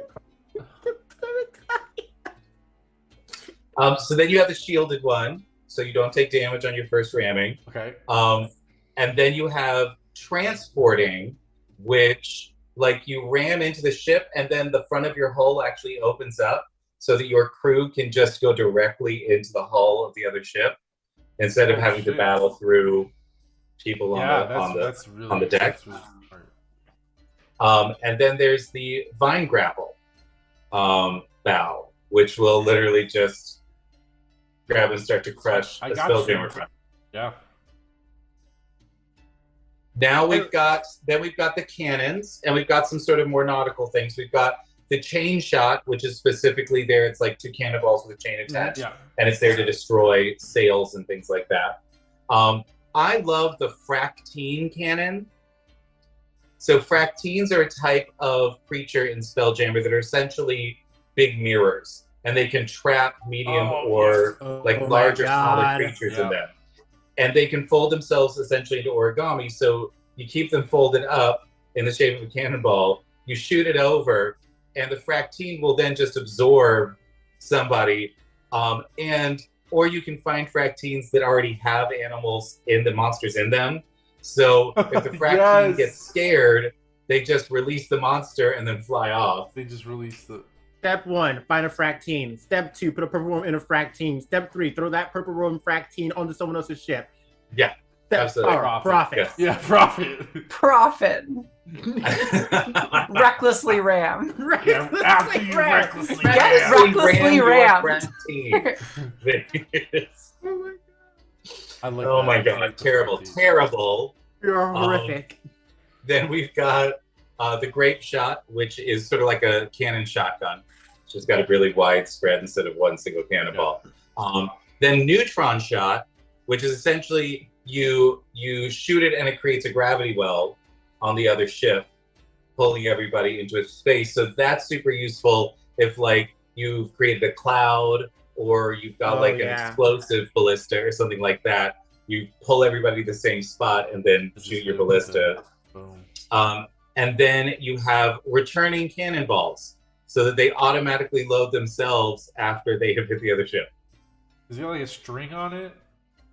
No, it's just a magical cannonball that has the returning property. So it just imagine a cannonball that can hit you twice. Just boosh. That's so You can even balls. purposely shoot it like not to hit, and then just have it ram back on the like a return boomerang or journey. whatever. Yeah, boomerang balls. Absolutely. Boomerang balls. Absolutely. Makes me happy. Makes me very happy. And then we've got the mangonel, which has all kinds of different bombs that it can send. So what is a mangonel? I know we talked. It's a catapult. To the internet. Right. Yeah. So you've got your charm ammo, which essentially you shoot it, it blows up, and it creates this cloud that charms everyone. So you can then just go over to their spelljammer and be like, "We'd like this now," and they're like, "Okay." Okay. Or you could just That's mercilessly kill them one by one as their friends all Yeah. watch with smiles. Yeah. On their face. That's the thing. Can we steal a card from Sea of Thieves and include a boogie ball? You shoot the ship and everyone has to dance. Everyone drops what they're doing and starts dancing. There's already irresistible dance spell. We had it. Just There is. Oh my god. Oh Oh my god. All right. Irresistible. Captain, I cannot stop the intruders, for I must boogie oogie.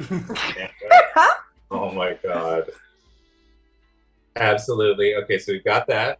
We've got the distant mangonel, because mangonels are the ones that have the longest range. So this essentially takes your range out to I want to say almost 1,000 feet with a mangonel. So you can just bombard a ship real hard before it gets to you. Then we have irresistible dance ammo. I really like this one. We've got phase ammo. And what that does is it phases through the first surface that it hits, so that you blow things up inside the ship. Oh shit! That's so internal freaking damage. cool. That is awesome. That is dope. Yeah, Yeah. I like that one. There's quick load mangonel, because they normally take forever to load. And then we've got tracker ammo, where you launch it at the ship, and it just creates a tracking spell, so that you can just find that ship wherever you want, so they can never escape you. Oh shoot. Yeah. And that is how you make sure you know where your astral sea cargo is at all times. That's you gotta right. figure out how, you give out the tracking number to the people who are buying things and getting them delivered. It's okay, it's gonna be this tracking sigil. Ma'am, I need to get my order. It's did you check the tracking sigil? Did you figure it's on the paper that you get? Did you enter in the right number? Is it the right runes? Did you actually look at the confirmation we sent you? No? Okay. Well, what about teleporting? Where if you hit people with it, they teleport to your jail or. So I'm trying not to double up. Yeah. Okay. Yeah. That makes sense.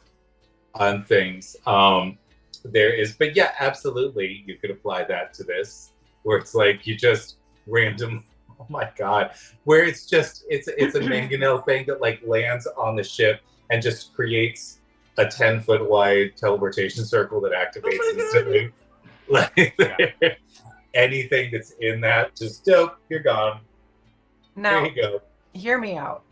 What Okay. about a cannon that makes whoever within the radius of the explosions hair grow wildly and uncontrollably?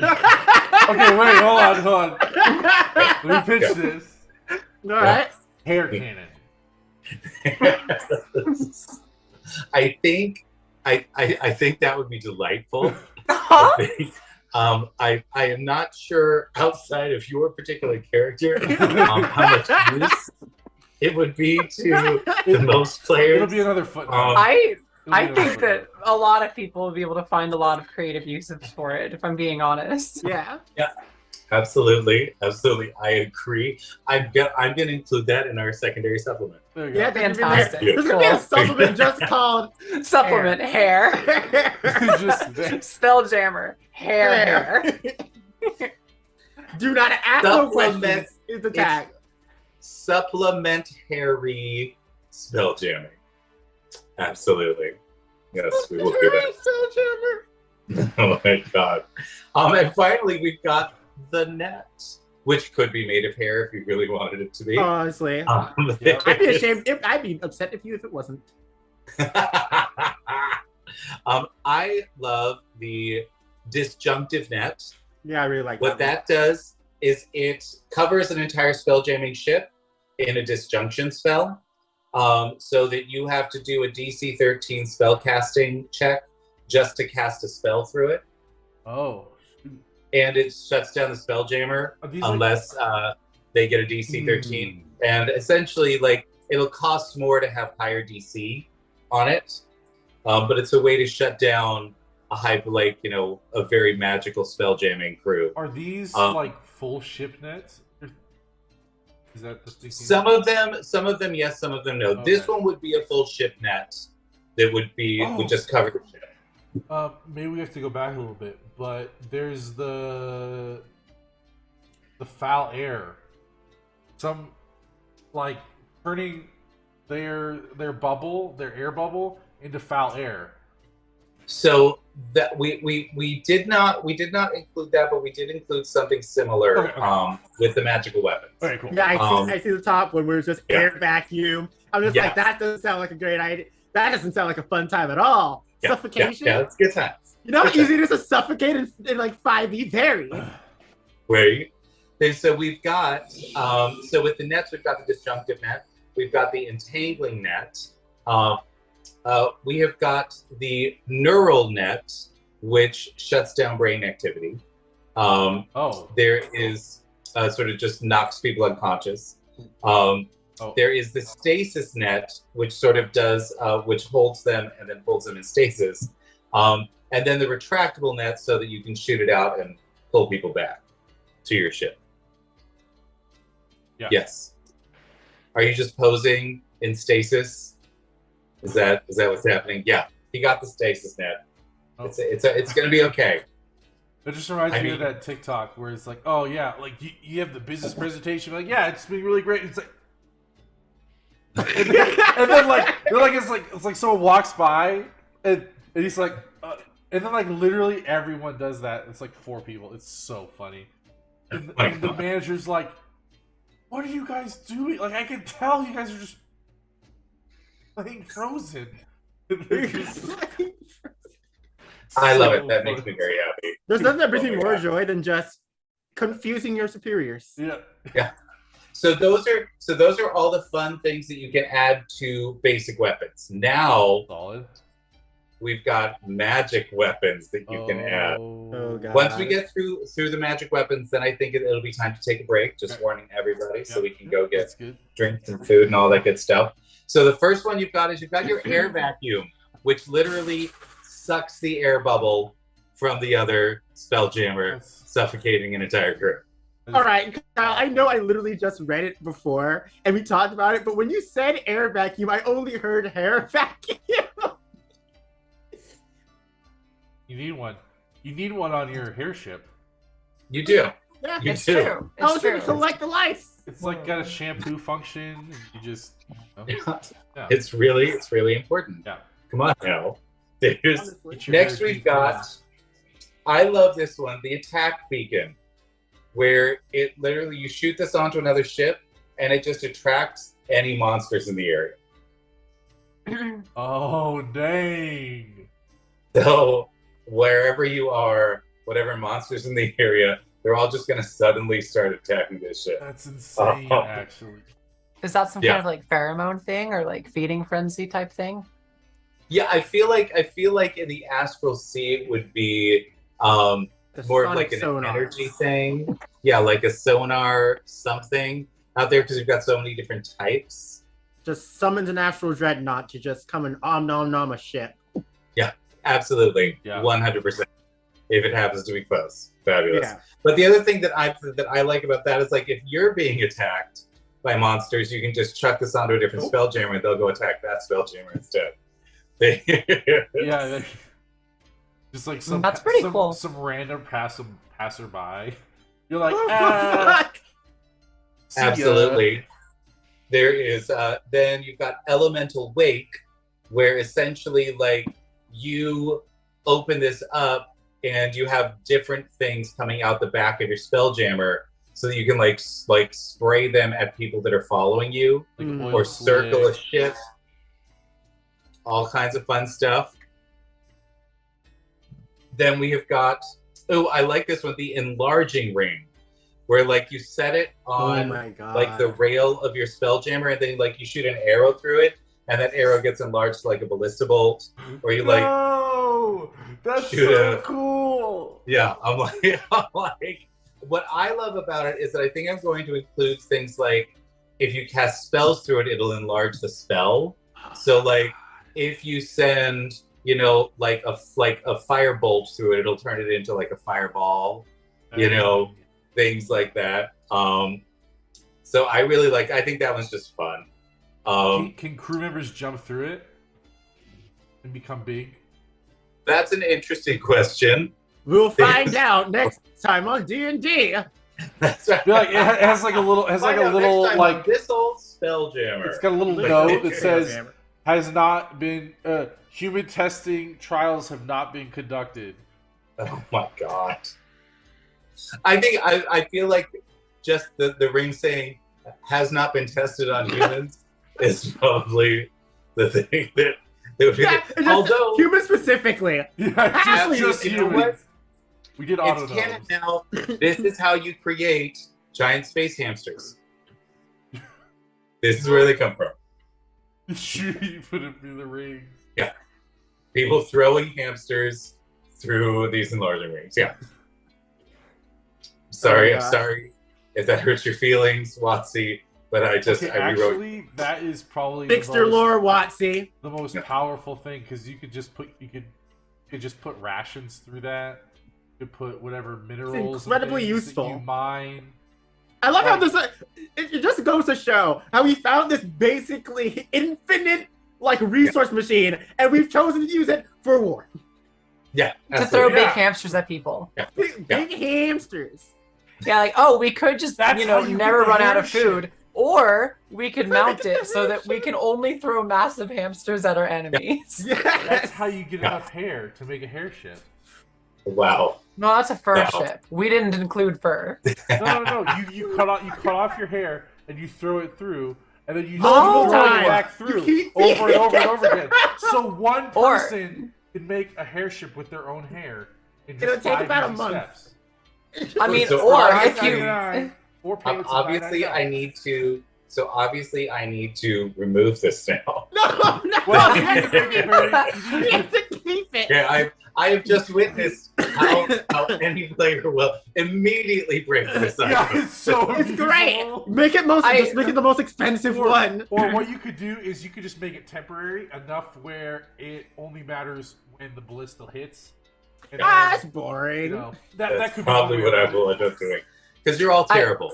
I think that alternatively to like putting your own cut hair through to make a hair ship, you could just dip your own hair still attached to your head through the machine and just kind of become Rapunzel and just be part of your ship. Part of the ship, part of the crew. Yeah. You just have one crew member laying down with their hair outside of the enlarging.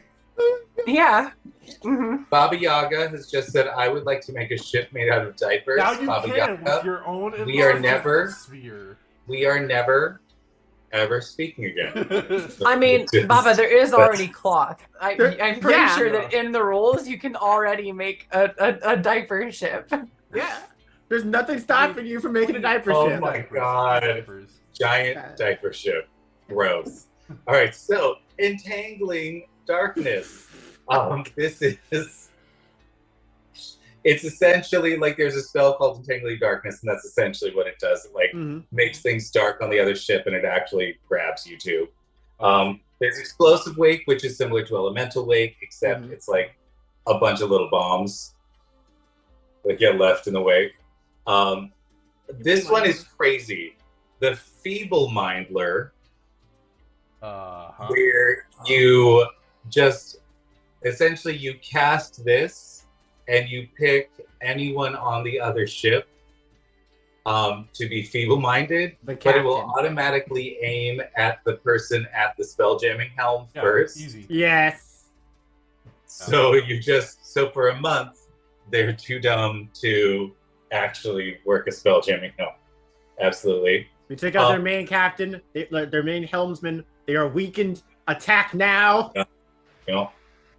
Then we've got the Gravity Disruptor, which shifts the gravity plane on the ship so that everybody just flies to the new plane. Which I love. I think that's delightful. And that's why we had to include the gravity stabilizer. So that you have defense against that. There's the reflective ion cannon, where if somebody sends an attack at your ship, it will essentially it's a monk deflect arrows thing for your ship. Okay. Where it'll take that and it'll just shoot it right back. There is the ship swap, where you can teleport the other ship to your location and you teleport to its location. Oh, that is my favorite thing ever. Oh shoot! You just like full send your ship into like a burning star, and then just like oh my before god, you catch on fire, you're just like yoink, and they have to scramble to try to like stop. And It's you're death like, swap. Peace. Minecraft has officially made it into D&D. Yeah. Also, Talia saying that has now made me want to offer a horrible thing to Kyle. Hey, Kyle, you know that your death blast is part of the thing? Why isn't there a death swap? Why isn't there just I get to put my NPC somewhere that you don't want them to be? That's honestly, chaotic. I feel like I would enjoy that, but I feel like that would be a little too easy. Like, I want there to be some interesting thing happening. She's like, nope, we're on your deck now. Yeah, if you just like completely swap ships, like your whole crew and their whole crew, you're like, oh, that's a better ship. We're just gonna GTA this ship. I like that just be so like, much no. better. It's just crew, like your ship is gone, but it's crew swap. Just crew swap. Yeah, absolutely. I do think that there's it is a bit of a disservice that there is no growth magic weapon that say you shoot a cannonball at your enemies and it grows trees or coral life or body parts, for example, hair on their ship. There we go. That was a lot. Random example. Yeah, just hair off the top of my head. I think feel that like could we be really could add interesting. that. It's going to be called Seeds of growth. the Limbo Launcher. Limbo launch. I like that. I'm gonna just make that a straight up magic weapon. Yeah. Limbo Launcher. As soon as the ammo hits the spell jammer, roll on the table below, and this effect is activated. And we'll have like 10 different things, and it will be like grow a forest. Or That's cool. your spelljammer, your spelljammer comes to life for 1 minute and hates you. Oh my god. Your spelljammer is now alive. Animate spelljammer. It's lawful evil. It's lawful evil. Yeah, you could make someone else's ship like chaotic evil. Yeah, absolutely. Oh, your spelljammer grows hair for 1d10 months. yes, that's right. I think That's it's right. I think it is funnier if it's lawful evil. Just it's born with a strong sense of moral code. Of internal moral code. Absolutely. It's got a purpose. And if you get in between it and its purpose, it will just destroy you. Yeah. Yes. It will tell you it's As one should do. every With time. Yeah, people that getting in is- between this you and is your true. purpose. Yeah. It would become in control of everything you've given to it. And like usurp the control over the entire crew. This is reminding Fire me the so much. ballistas! No. This is reminding me so much of Monster House? The Hitchhiker's Guide to the Galaxy, the whale being created with Yes. the teapot, the missiles just instantly turning into them. Except the whale hates everyone and has a strong need to garden. Right. Oh, and you're also all standing on top of the whale. Yeah, no, that's the thing. That's the thing. And so the final two magic weapons are the telekinetic cannon. And that's the thing where like it creates a telekinetic sphere and you can shoot things over. So you could shoot like different types of liquids or termites or an owl bear like over to the deck of the other ship.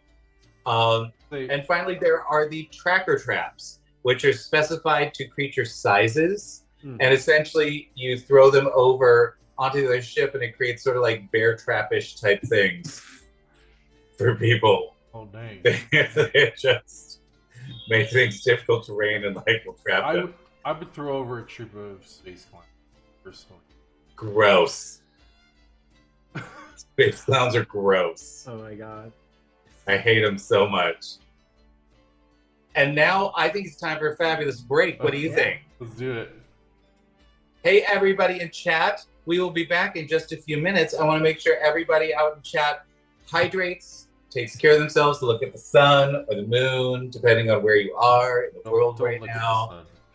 the sun. Don't go look at the Yeah, sun. don't look at He's No, lying no. to you. He's trying to plot your be in the downfall. sun. Look at the sky then. The sun is an eldritch entity. Yeah. It will consume your soul if you look at it. Yeah. It has been proven as fact. Do Instead not of go looking- outside. Instead of looking at the Absolutely. sun, just touch grass. If you have grass growing in a pot in your own home, even better. Yeah, you don't Yeah. have to leave. There you go.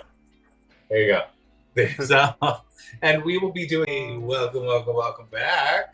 I hope that you are enjoying as we We're in the wrong scene. I hit the wrong scene. There you go. all the fun, all the delight. We are welcome, Undead Commander. Thank you so much for the raid. Undead Commander was just saying that apparently he asked his stream, or they asked their stream. Sorry, that they where they'd like to raid, and they chose Playnard Allies. Aw, thank you. That's That's so sweet. We love it. Well, welcome. Feel free to jump around with all the emotes and all that good stuff. What we're doing today is we are exploring a Spelljammer supplement that Playnard Allies is actually writing. So our community is writing a Spelljammer supplement that is going to add to we've just gone through all kinds of fabulous weapons, materials you can make your ships out of, all that kind of stuff. And we're about to jump into the fabulous things that you can turn your Spelljammer into. All the cool rooms and stuff like that you can include in your spelljamming package. So let's jump right into it. So I'm calling these specialized spaces, right? And right now what I'm going to do is I'm just going to give you a list of the things, and you let me know. What I'd like to do is I'd like to sort of like figure out if we've got everything we need, or if we need to add a few more, or if there's different sizes that we need to include with different ones. So the list as it stands are an armory, a bathroom, a brig, cooking/dining room, a greenhouse, a laboratory, a library, living quarters, a rec room, a shop, a shrine, a smithy, and a stable.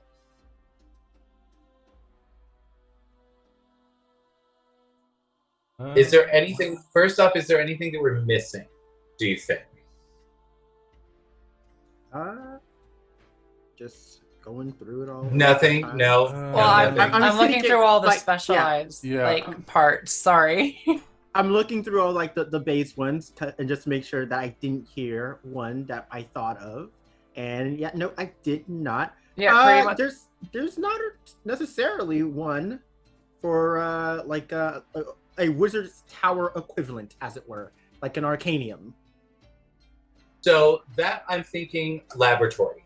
Like Or or library. like if you're doing scroll work, if you're creating scrolls, library, if you're creating potions or magical item, laboratory.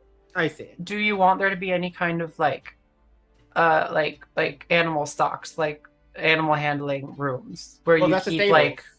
That's Is there stables? I Yeah, didn't there's see. stables. I was looking for stables, and Yeah. oh, it was at the very end. I see. Yeah.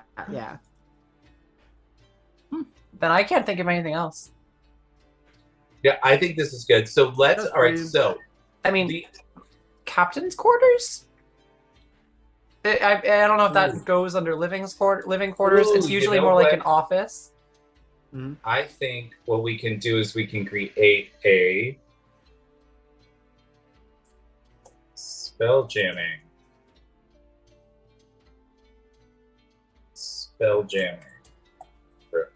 I'll make a better title for it later. But you can do like different levels. It could just be a super basic room with a spell jammer, basic, fancy, and then like astounding. It can be just gorgeous. A fabulous place where you've got like your spell jamming helm is actually like a massage chair, and you've got like all kinds of fabulous like food and drink to keep you there, so you don't have to worry about anything. Let's look at armory. So if you want to add an armory, this is going to be really good for people that are using this ship for combat, or like if you're an invading force or something like that. Do we need any other sections than like either a weapon cabinet, which would just essentially take like half a room space, and a display room, which would take one? Do we want to add anything to that, or?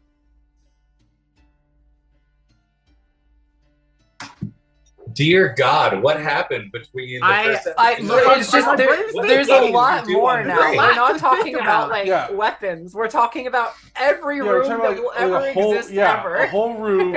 And be like, do we need more stuff in this? Like, there's so much more to think about. Like the only thing I could like for armory, the next level up above that, comes to my mind would be if the chamber itself was kind of like a pocket dimension that was like connected to a hub elsewhere. Like you enter this room and in there you could access basically your entire country's armory and bring things onto the ship. That would be like the largest size. I'm going That to sounds incredibly strong. It is. Yeah. I'm going to add something up here that instead of having it attached to one thing is going to be a permanent portal. Yeah, like an escape portal, or like a. Well, no, that you can just add to any room or put it somewhere in the ship. It's a portal that will be tuned to one place, and that you can, essentially, like if you want to do that in the armory, you can absolutely include a portal in the armory that takes you to your big armory somewhere else. But also, like if you want to include it like in your greenhouse, it can be a portal to a beautiful primordial forest or something like that. So you can go collect herbs out there. That's really cool. I like that a lot. Or a barbershop. Or a barbershop. Absolutely. Yeah. Barbershops are important. Barbershop. People don't realize how important they are until they have hair for a ship made entirely of hair. Yeah. Only of hair. Yeah. Absolutely. I would say I think the only two that I can think of now is some kind of like navigator's room and an infirmary. Ooh. So the navigator's room is the spell jamming helm. That is the spell jamming. Okay. Yeah, because they are the navigators. Okay. There is, but definitely an infirmary. I love that. That is good. Good looking out over there. We'll do. Thank you. Infirmary. Let's see. So now, what else do we need? All right. So, any other rooms, basic rooms that we feel like we need here? I really do think that covers Yeah, it. I mean, Fabulous. maybe Yeah, we'll think of something later. that's it. I love it. All right. So the armory. So 2 sizes. I feel like that's fine, and then we can do the portal if you want something bigger. So the bathroom. This is one that I love, mainly because it's like, you know, do you have like a little RV chemical toilet, or do you have like an aristocratic bathroom would definitely take up like 2 room spaces on here, and have like a full on like gorgeous bathtub Yeah. and huge like one of the accessories that we have for the room is like a magical makeup table where it'll do your makeup for you, and you get like advantage on all your charisma checks. Yo, oh my god, that sounds so fucking cool. So we've got 3 levels there. One's basic, one's quality, which is sort of like a 1-room thing, which will be a little compact for your spelljammer. But then you've got your aristocratic bathroom, which is, you know, everything is like chased in gold. It's made of like marble floors and stuff like that. There's. Do we need any other sizes? All right, Kyle. Yeah. My brain, when it comes to like building and like designing something, my brain always gravitates towards the things know they're touching other things when you're building out something. So what if instead of like each of the room sizes being like something that scales up indeterminate of what you have in there, that like I know the next section is it goes into like the specifics of what's in each room. So the room size is dependent on how many of these things that you have in them. So like the first size of the room that takes up a little bit. Go on. So the next section is actually permanent magical effects that you can have that affect the entire room. Yeah. So it doesn't really matter like which items you have in the room. But one of the reasons, so the pushback that I'm going to give you on that is that I want to try to make this as simple as possible. Yeah. Because there is, and if it is just a huge list of all of the items that could potentially go in any room, I think that'll be a little overwhelming. Or even if there is like in a bathroom, like the bathroom needs to come with a toilet, a sink, and a way to clean yourself at the very least, you know? And so there is, I feel like just having. No, when I said like the things that are in there, I meant for, I'm just going to use the army as an example because like it's already right in front of me. Like the baseline thing, like we just like about to refine my words. My words are now refined. So the size of the room itself depends on the amount of magical effects that are applied there. So the first level of an armory would be, okay, you could choose to either have arcane locks, auto mending, infusion nook, or a training simulator, and that is all that's in that room. And each room could have up to 3 things, so no room can have all of the magical things on there, but each one expands the amount of spaces necessary. So all these things would end up having like 3 levels that it could be to get to its max like room of 10 tons. But what combination of things you have in there is dependent on what the player wants. So the other issue that you're going to run into there is that some of these magical items are much more expensive than other magic items. Yeah. So if you've got, essentially, it either becomes a giant list of items that you can put into sort of any room that you want to, or it becomes a list of rooms where you have sort of infinite combinations of items that you can put in. And this way, what you've got is you've got a room that's a basic room, and then you can add as many items as you want to the room that will increase the cost of the room. And that way you're not continually expanding the lists and all that kind of stuff. That's the worry. The worry that I have is just that it'll be difficult to digest from a consumer's point of view. Okay. I see there's like a fundamental thing that's missing, but it's fine. Like there's a fundamental bit of miscommunication between my idea and like what I'm trying to say. Sure. No, so all right, so what we'll hash this out later.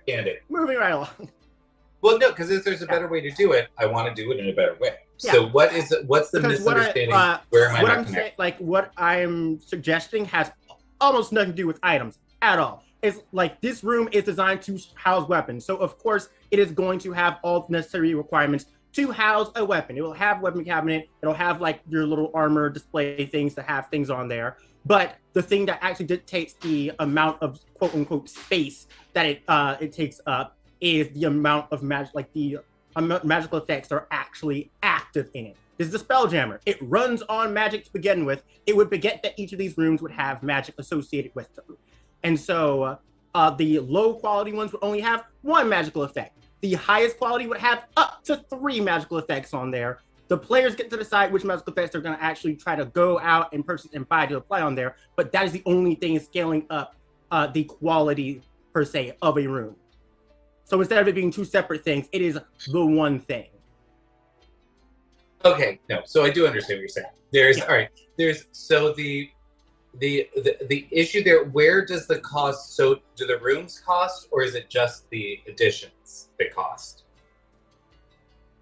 You can make it so that the rooms are a base cost, and then the additions add like onto that, or you can just make it so that it's just the additions. Either way really works.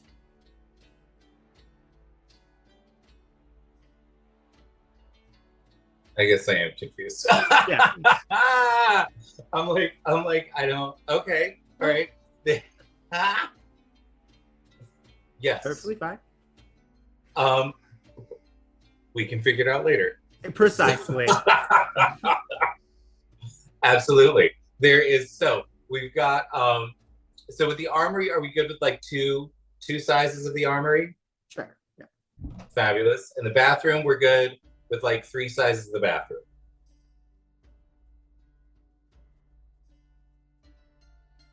Thumbs up. Yeah, no, that works.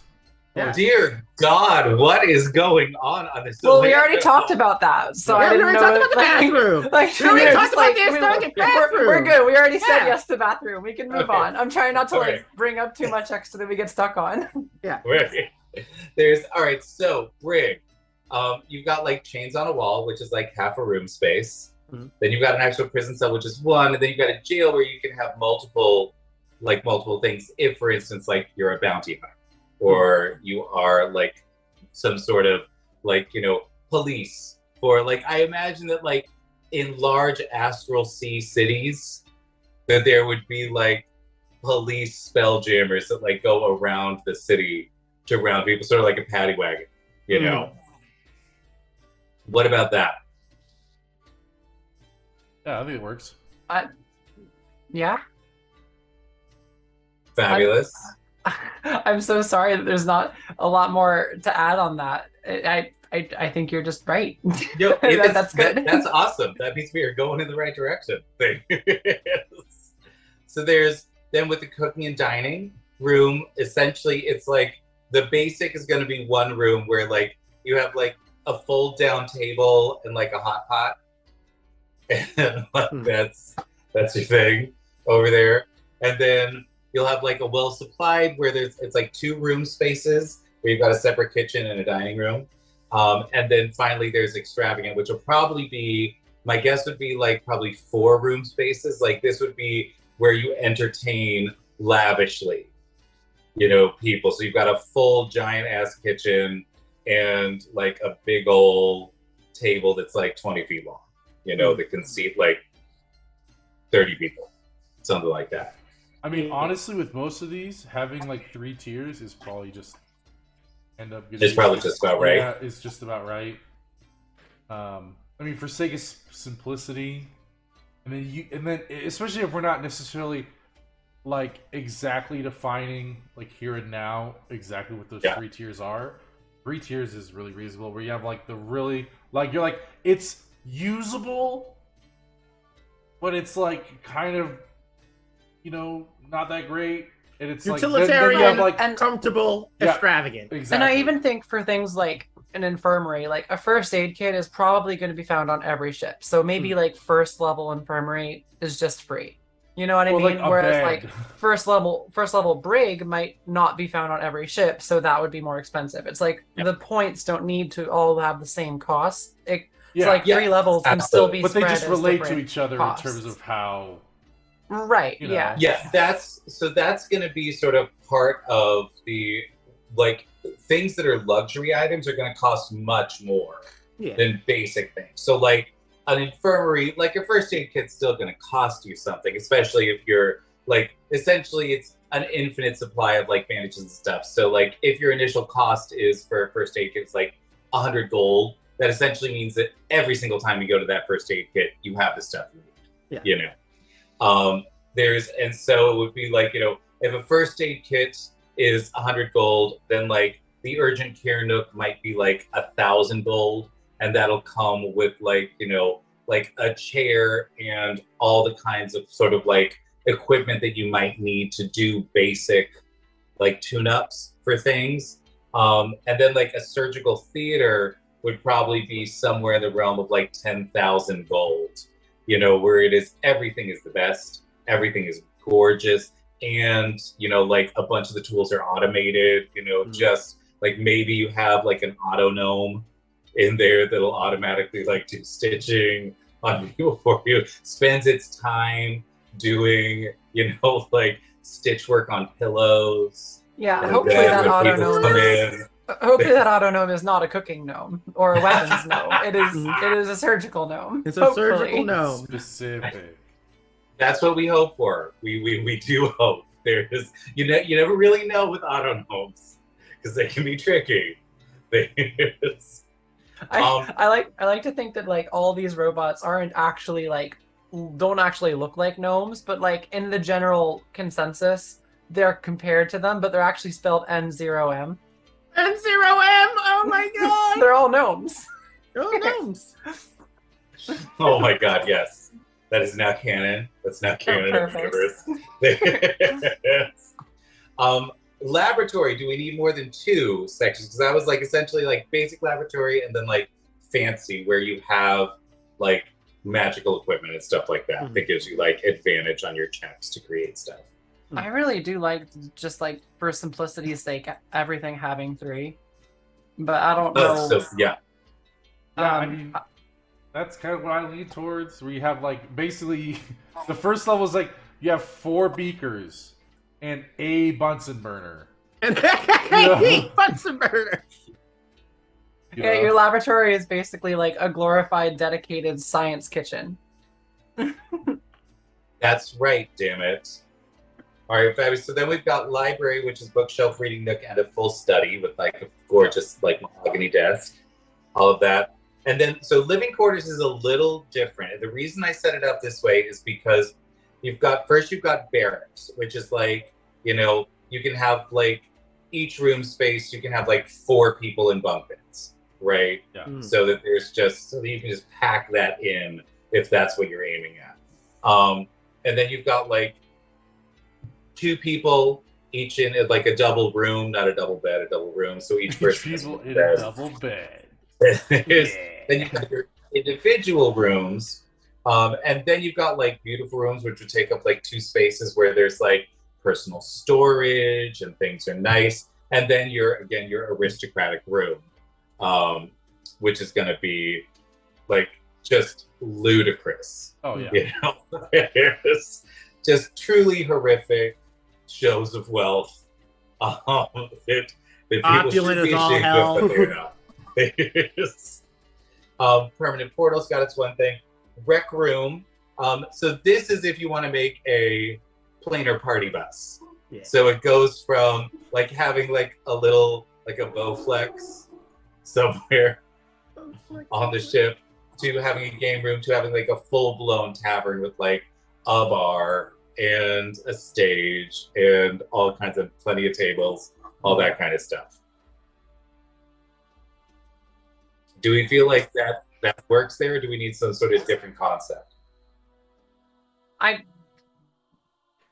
think as far as rec rooms go, it's like I think they does all what it kind of says fall on the under the can. same. Yeah, exactly. Yes. I would say just for living quarters, I feel like having the first level barracks is a little bit generous. That most ships historically have been like a single room with 50 hammocks Yeah. in it. Yeah. I was kind of thinking that. Yeah. Be like, whoa, 4 people to a room? That's Yeah, like that is the high luxury yeah, right that's there. nice. I love that. All right, hammocks. There's, and then we'll do barracks, and Yeah, okay, then I like individual this. rooms. There we go. That's just, thank you for that. That's delightful. That's Of very course. true. I was thinking about like adding a thing for the hull since you have an air envelope, right, that extends pretty far away from the Spelljammer. Creating like the million hammocks where like they're all different lengths and they just hang from the bottom of the ship, so that you can have like 500, like have a colony ship like 500 hammocks on the bottom. That's actually kind of awesome. Imagine how terrifying that would be. Oh my Like for the god. sake, I would die. Imagine how terrible it'd be to be last hammock. Just at the end of the trip, just like one battle. Whoa, I'm going first. Mm-hmm. I love that. Fortunately, oh my though, god. in the air envelope, you only drift like, I think it's like 10 feet per 6 minutes. So unless you are asleep, no one notices you. Well, that is the thing, is that you are typically asleep when you go to bed. Yeah. That's the But thing. I mean, if you fall out, I mean, maybe you wake up. I mean, Maybe you wake up and you're floating in the astral sea. Maybe. Maybe. Fine. so you put the heavy I can see sleepers that at the being top, like, and then the light sleepers at the bottom. I can see that being like a punishment. Like, oh, you missed a spot while swapping the deck. You're in last hammock tonight. But I'm a heavy sleeper. No. Oh my god. Oh, it's the accidental death sentence. Yeah. It's always very sad. All right, so then we've got the shop in case you're a traveling merchant like the penguins. And you got your like display case, your little pop-up with like a thing that like folds down. You've got like, you can be a pop-up shop somewhere, and then you like, or you can convert the whole like a 3-room section into like a gorgeous showroom for all of your wares that people can pop into. Oh, yeah. The shrine, I think I want to rename some of these things. I think the first one will be an altar, and then the second one will be so the third one is going to be cathedral. Oh yeah. I was going to make a request that sensory deprivation chamber is somewhere in the shrine.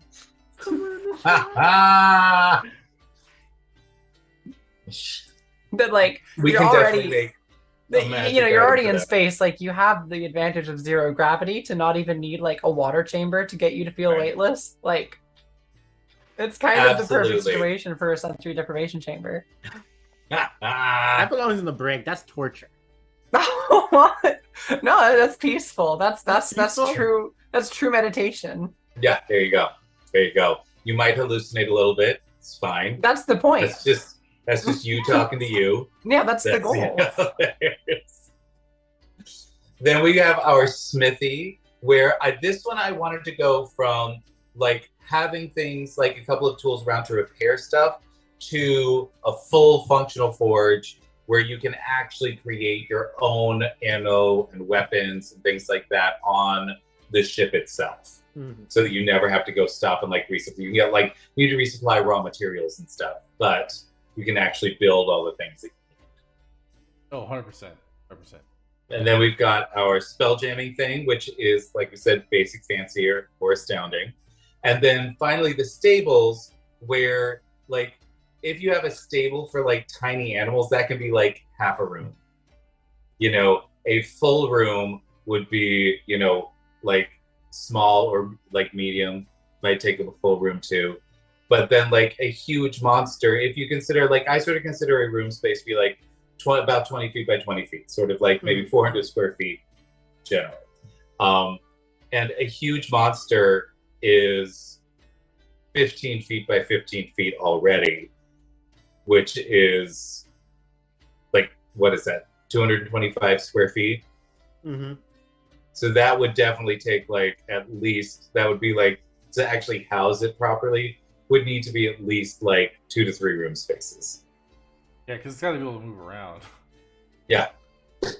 So it's like, so that's how I've set that up. That it goes sort of by like, from like half a space up to about 3 spaces. You could just put the huge the huge monster in the lowest hammock. I think it will break the hammock. I don't think that huge monster is making it into that Not hammock. if you make the hammock with hair. I think especially if you make the hammock with hair. Right. No, hair hammocks though. Hair hammock. God, All right, so now we get to the fun part, where it's all the fun little magic items that you can put, or magical effects that you can put on these rooms, right? I did just think of a sort of fun thing that I don't know where it would fit in our discussion, but some kind of like cost reduction if you can make an object in a room or a weapon or whatever out of what material you've chosen for your ship. Ooh. So like if you choose like an iron ship, your like weapons become a little bit cheaper. If you choose a cloth ship, your like living quarters become a lot cheaper, you know? Yeah. Ceramic, your bathrooms. Back to bathrooms. What does hair make cheaper, Talia? Hammocks. The hammocks. Hammocks. No, I do like that. I do like that. Like, just like, depending on what sort of hull you created, it gives you like I would just make sort of a universe sort of like, 50% discount if you do this sort of thing. Like probably the jail, if you have an iron ship, the jail, like all the brigs and stuff like that would be like sort of any metal ship would have that. But like if you have a wooden ship or ceramic ship or something like that, you'd obviously have to create your jails out of something different. Mm-hmm. No, absolutely. I love that. All right. So we've got magical improvements. Let's start with the armory. So we've got arcane locks. Keep everything locked up. Feel like that's sort of basic. Auto mending, which is, like you just put your weapons and armor in there, and it will, over the course of, like, I don't know how long yet we'll do, but it'll be like maybe like 24 or 48 hours. It'll just repair itself. Oh, nice. The infusion nook, which is for artificers, there is you can actually create artificer infusions in there. And then the training simulator, where you can actually train people and give them advantage in combat rolls for the day. I like What do that we a think of lot. those? Yeah, that's pretty sweet. I really like the training thing. That's really creative. Yeah, I like that. Like, you can like set up like illusionary people, fight against them, learn all the fun stuff, all of that delightfulness. I feel like you could even kind of work it as almost a favored enemy type thing, where like if you spend a day training against a specific enemy, you will have advantages against that enemy. I love that. Yeah, that is fabulous. I really like that. There is like learning to fight space clowns. Learn to fight space clowns.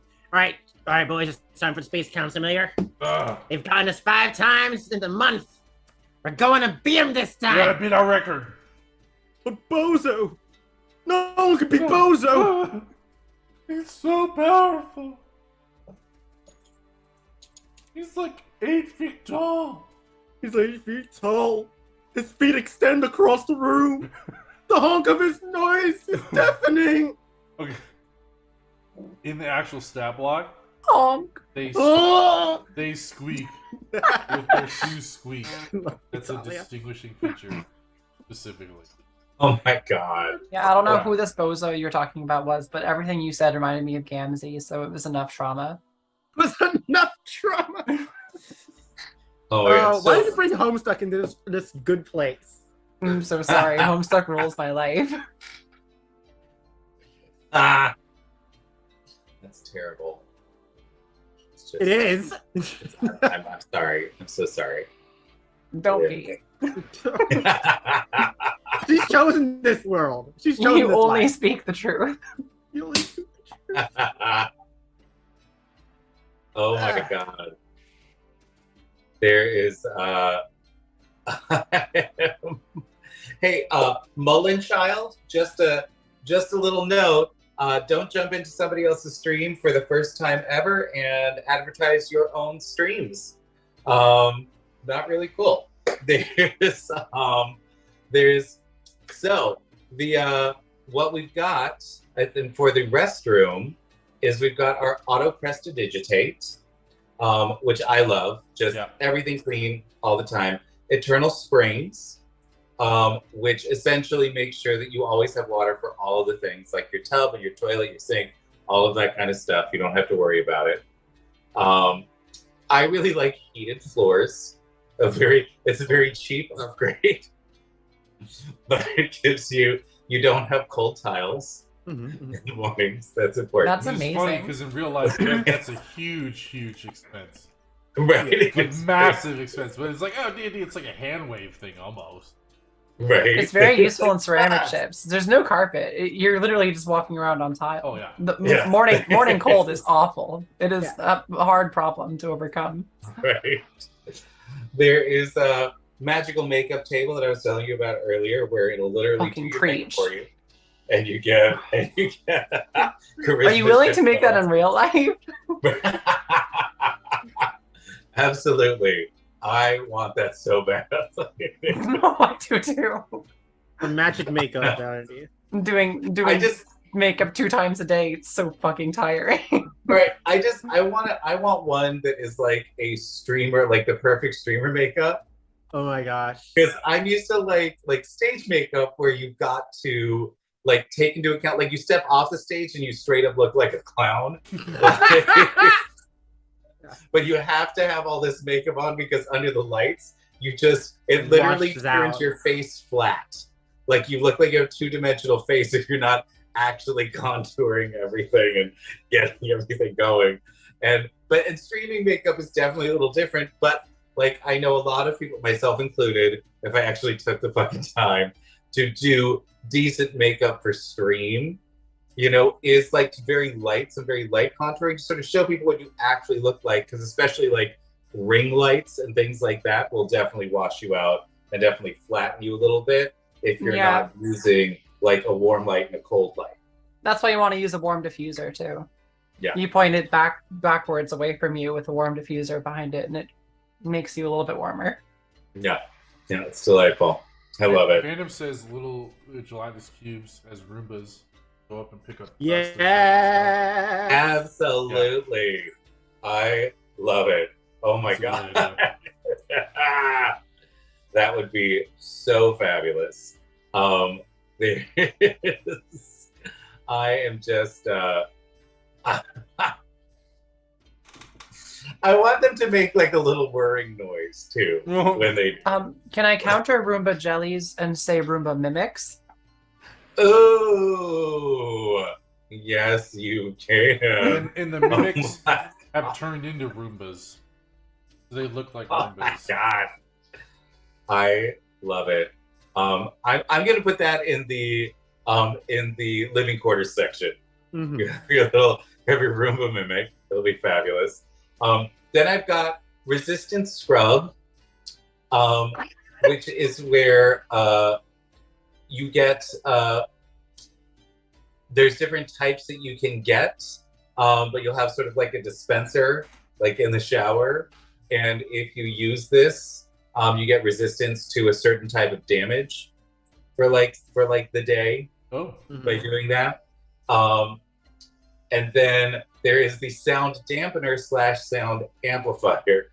So if you're listening to music, then you can amplify it. And if you don't want anyone to know what's happening in the bathrooms, then sound dampener. I think that's key.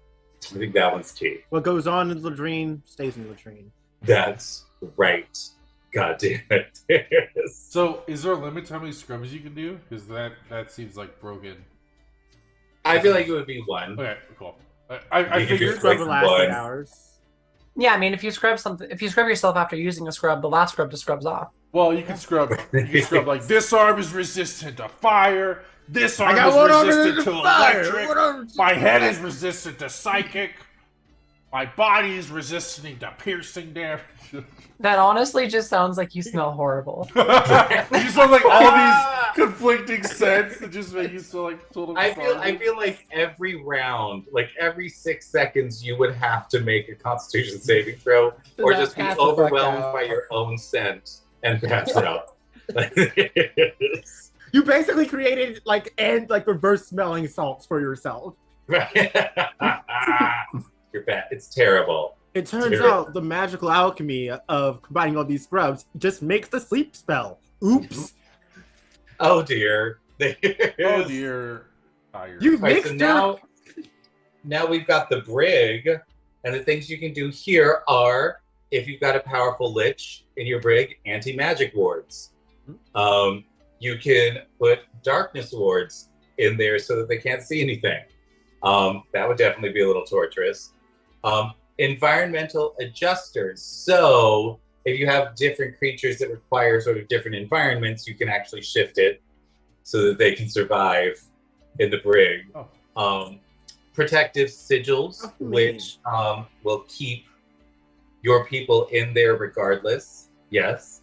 I know we said we're adjusting the environment so they can live there, but what if the opposite? That too. You can hack Yeah. someone else's. No. Let's say you get like a water elemental, and then you put them in, I don't know, a room that's been adjusted to fit earth elementals just for kicks. I think that's called animal abuse. Yeah. Yeah, it totally I is. think this is called Really people is. abuse. This is the brig. I'm sorry. I'm sorry that you feel the need to abuse water elementals. That's like turning up the I don't know heat. what water elementals did to you. You know exactly what Yeah, water Yeah, and with elementals Air did Genasi to in the me. chat. You know exactly what water elementals did to me. They tried to kill Granny. Yeah, that's true. That's true. They did. Those They in assholes. fact did. It sounds like you're blaming an entire race for the actions of one. The Yeah. leaders of that race. Okay, actually, that is kind of true though. Well, I mean, No, it's legit. Fair.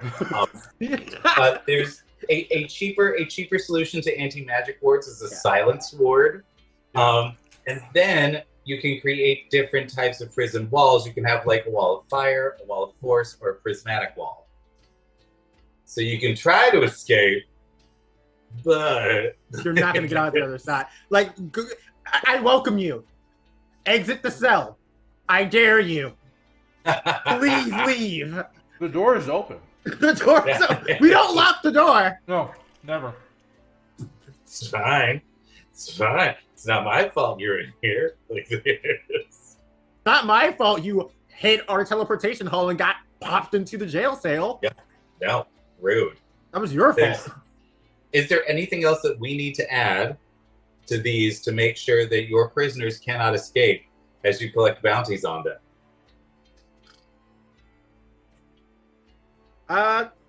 Paralyzing manacles. Done. oh, Paralyzing, Paralyzing what? manacles. Ooh, I do like that. Paralyzing. Chip. There we go. Paralyzing manacles. Actually, better than paralyzing manacles, dominating manacles. Ooh, I'm not comfortable with that. No. You're not comfortable with dominating manacles? I'm comfortable with dominating manacles. I would love a pair of dominating manacles. Ugh. Just, you know, Yeah, that's, For tell general me all the use. plans on your ship. Just for general use. General use. I think those belong in the in the Those are only the bedroom. yeah, in the the bedroom, living. yeah. Yeah, those The belong in the bedroom. living quarters. Actually, There's for a very special kind of spelljammer. Like, Very special kind. Well, we do have the General bathroom. use? General, Baba, General. Oh my god. Oh my god. I mean, no, never mind. Never mind. You can have Not a out zone loud. of Not out truth. loud right now. There's just Yeah, we will. Yeah, and I'm down with sex work. I used to be a sex worker myself. I am here for it. Brothel jamming. You can absolutely brothel jamming or spell brothel. Yeah, I'd play in brothel jamming. Not gonna lie. I would love that. So one of my favorite games ever on PC was Planescape or Torment, which was a Planescape game. And you're in Sigil, the city at the center of the universe, and you pick up, because it is all these creatures from all these different planes, you pick up all these crazy, NPC allies, right? And one of them is actually a succubus that runs a brothel that is the brothel of intellectual delights, where there is no sex that happens in this brothel. You come here and you pay for time with a gorgeous succubus or other creatures that will then play very difficult games with you, or have philosophical debates with you, or all kinds of other things that they can do that are equally as enjoyable for some people. And but one of my favorites was, there was a woman in the brothel who was a Medusa, and her job was to insult you. Just come up with more and more and more creative insults. I thought you were going to say give you a Your heart. whole face. No, sorry. Show your whole face. No, but one, that is the plot of No Game, No Life. Two, it's a little insulting to call sex brothels non-intellectual brothels. Honestly. I don't think I ever made that claim. I'm offended. I used to get paid $500 an hour, to mostly have delightful conversations with people. Yeah, it's good work. Good work.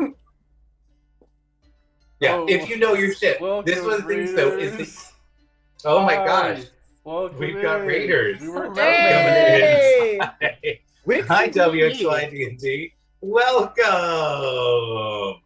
There it is. We are discussing our new Spelljammer supplement that we're creating. That's where you're going, okay. Here on PNA. And we got a little off topic into the subject of what if your Spelljammer was in fact a traveling brothel, because these are the important discussions that need to be had. So I'm going to move us along to the cooking/dining area, and the fun things that you can put in there. We've got the Cabinet of Gentle Repose, which is specifically there so that if you have like meat, it won't ever spoil. This is for perishables. This is a pantry where nothing, it never ages out there. It's not going to go bad. Question, because we were talking about abusing these mechanics, if you get in the pantry, do you stop aging? Yes, you do. But the fun thing about the Astral Sea is that canonically, time does not pass in the Astral Sea, so you never age. So would we need this pantry? It's for when you're in wild space, and I don't know. Yeah, that's a very good question. When you're in wild space, time will pass, but when you're in the Astral Sea, it won't. So Did you have a private room has the Gentle Repose spell on you, so that when you're sleeping, you don't age while you're sleeping. I feel like you could absolutely do that. I feel like if you're that desperate for it, probably you could hire a mage to just cast Time Stop on you.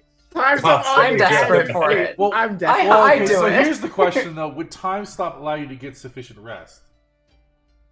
Well, time passes for you, not everyone around you. Oh, okay. Yeah. Well, then, but you still age then. Oh shit, you're right. You just age faster, actually. Yeah, actually, you age faster. You age not just faster, instantly. Yeah. For everyone else, you would just age instantly. See, now I want that. Now I want that spell. I want Ultra Time Stop to turn somebody from an annoying teen into a 90-year-old. But the whole time they can't move. And when they, Yeah, and when there'd be and when no they come out, all they sustenance. can say is "longer than you think, Dad. Longer than you think."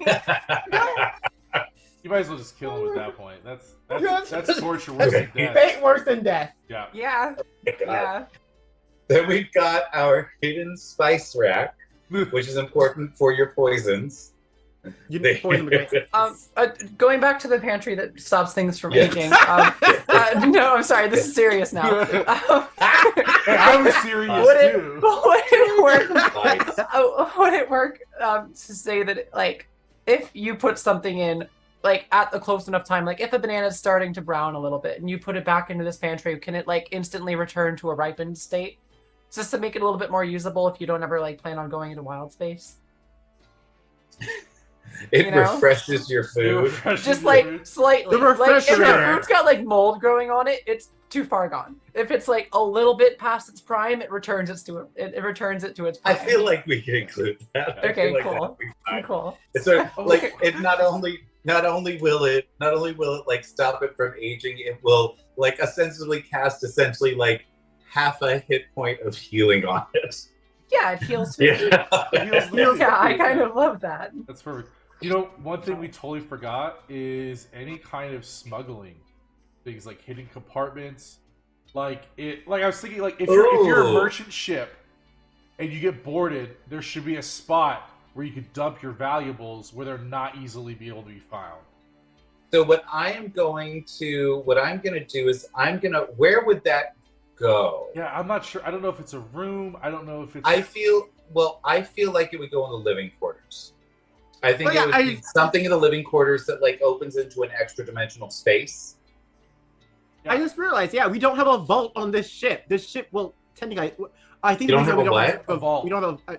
I think the reason we don't have a vault is because the main spelljamers, the only thing that they had was the vault, basically cargo. Oh, Yeah, like We a don't have vault a for all your you need is fanciness. Yeah, Yeah. but also something where you could smuggle, like illegal. I don't know. I don't know who's policing wild space, but Okay, put a pin in that. We'll get to Okay. that in the living quarters because I think that's going to be all right. like that's where that would go. You'd want I to mean, have it close I- at hand.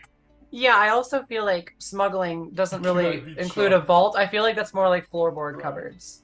Mm-hmm. Yeah. Well, I'm thinking like you could definitely like create a space that like looks like a knot in a plank of wood, and when you tap it, like it actually like opens up into like the secret chest spell or something like that, where you can just store a bunch of stuff. Honestly, if There. we're going the route of making a new room that is like type of room that is the vault, the highest one would be a hidden vault, one that could be used for smuggling. Ooh. And it's like, our valuables are on here, but like all the overt ones that are just kind of around and inside the rooms. Sorry, space officer, we do not have any illicit goods on our ship. Space off. I do not know what you mean. Here is my permit for this cow. Would it be A wall the say- astral elves that are going around just like Right. being like, let me see your papers, like. Oh, I hope not. I don't want License and my registration I plate. don't, I don't want my license. ceramic ship to be confused with cops. It's like driving around with a Crown Vic. Oh No, I hate that. Please don't do that. I want my ceramic ship to be cop free. my god. This ceramic you know who ship would is be- the actual equivalent You know, who'd be of the like cops would a be the cop Git, cruiser. because they're obsessed with guns and they're kind of mean. God, God, fuck. terrible. Well, terrible. Obligatory All right, ACAB. so A brewing we've story got- caps. So we've got our hidden spice rack for your fabulous poisons that you sometimes need to give people, because sometimes you have an invisible chef, which is essentially an invisible servant, but they have the chef feet, so they can actually make you food, whatever you want. You can just go down to the kitchen and say, "I want an omelet," and suddenly the little invisible helper will start making Oh an my God, omelet. I would kill. Right? I want gorf sausage. Good God. Just go Just downstairs. gorge. I want egg Ah. Benedict, and it just gets delivered Just- to me. Just to be able to satisfy whatever ADHD craving I have any given moment. It's Right. Oh my exhausting. God. It's exhausting. I want Can't be chili's satisfied with Fritos. the stuff I have in my cupboard. I want the thing that's exciting. I want pizza flavored Lay's. It just Yeah, gets just delivered but to then me. you're obsessed about it, and you're like, I can't get it out of my mind. Ah, It's terrible. Yeah. My best friend Allie has had a craving for German food that had at one point lasted for like a month. It was insane. It was horrible. I get those cravings for poutine. German food is great. Yeah. If you have binged on vegetables for a couple months and you just need like any number of different types of meat Give me meat. immediately and That's all of copiously. Yeah. Oh, there's actually a great Give me German, salted and seasoned meat place not too right far. now. Yeah. Into my veins. Inject me with meat. Oh yeah. My I'm blood- here for it. My veins just need to be small. I need to be a sausage. I just need to be a living sausage. Just a whole sausage. It's fine. Encase me, daddy. Oh my god. If that's not the new thing in a week, in case you daddy. Please do not clip this. No, clip it. This is on the internet forever. I God. definitely feel like that's like a very specific Oh, command. Bobby, yeah. Oh god. You Encase definitely me, daddy! Yes! Sarah. Oh, yes! That's Yeah. No, it's a good time. Everybody likes Yikes, that one. back at you. Don't judge. That was Zuzu. I know. I think Lando's blushing. Oh Yeah. yeah, that Aw. was great. It was great. I can't wait till someone says that to you, Lando. I want a Polaroid of your face. When The someone first asks time Lando to someone base says- them. Yeah, I'd pretty much die. I'd be like, Oh, That'd be I had Lando. to I would hold have no back from words. saying it right now. Like I don't need like any other section of your body exposed in this no, of picture. course not. Just your face. Just your face. When it happens. Like that's all. I need to take a screen grab of it and turn it into the next PNA emote. Absolutely. Absolutely. I think it'll be Diraxis lying on the ground with that face. Yeah, Like, just superimposed. Oh yes. Oh, That's what it's man, gonna be. Yes. Can we get some Diraxis Please, emote thank in you. chat, please? Rest Like in peace. that is that is Oh, my God. that's the life I want. That's just the life that I want now. The daddy encased me I, life. yeah, I would not know what to do. I'd be like, what? I mean, I would. What? Come on, Lando. Oh my god, we are There's- horrible. We are. Now horrible we've people. got. We're pretty awful. I think we're starting to run out of time, and there's a lot more to go. We don't need to get through all of it. Yeah, like, we've gone through like what? I mean, a good bit of it, yeah. I Yeah. think most of it is through. Yeah. We've got a whole bunch of stuff to go through with like the rooms themselves and Yeah. stuff like that. Wow. So I'm gonna Right. pick out, since we don't have a lot of time, I'm gonna pick Yeah. out like some of my favorites. Mm-hmm. I feel like first of all, the samovar of endless caffeine is very important. It will always have coffee or tea or chocolate for you, or like depending on Mm-hmm. what your desire is in that That's- moment. As far as like the best things that you have ever written in your entire life, in my humble opinion, it is the endless caffeine and the makeup table. Yeah. Like, those just need to exist right now. It's gonna happen, damn it. We're gonna do it. These are We things have that the The technology. future is now. Honestly, my favorite thing is the cabinet of gentle repose, because then I could just get whatever I want and then eat it whenever I want, and not worrying about having to be like, well, I have to eat this now. Right. You could just have whatever. That's great. Um. Not constrained There's- by expiration dates. Yeah. No, that's silly. Yeah. it's dumb. So in the lab, there are two that I really like.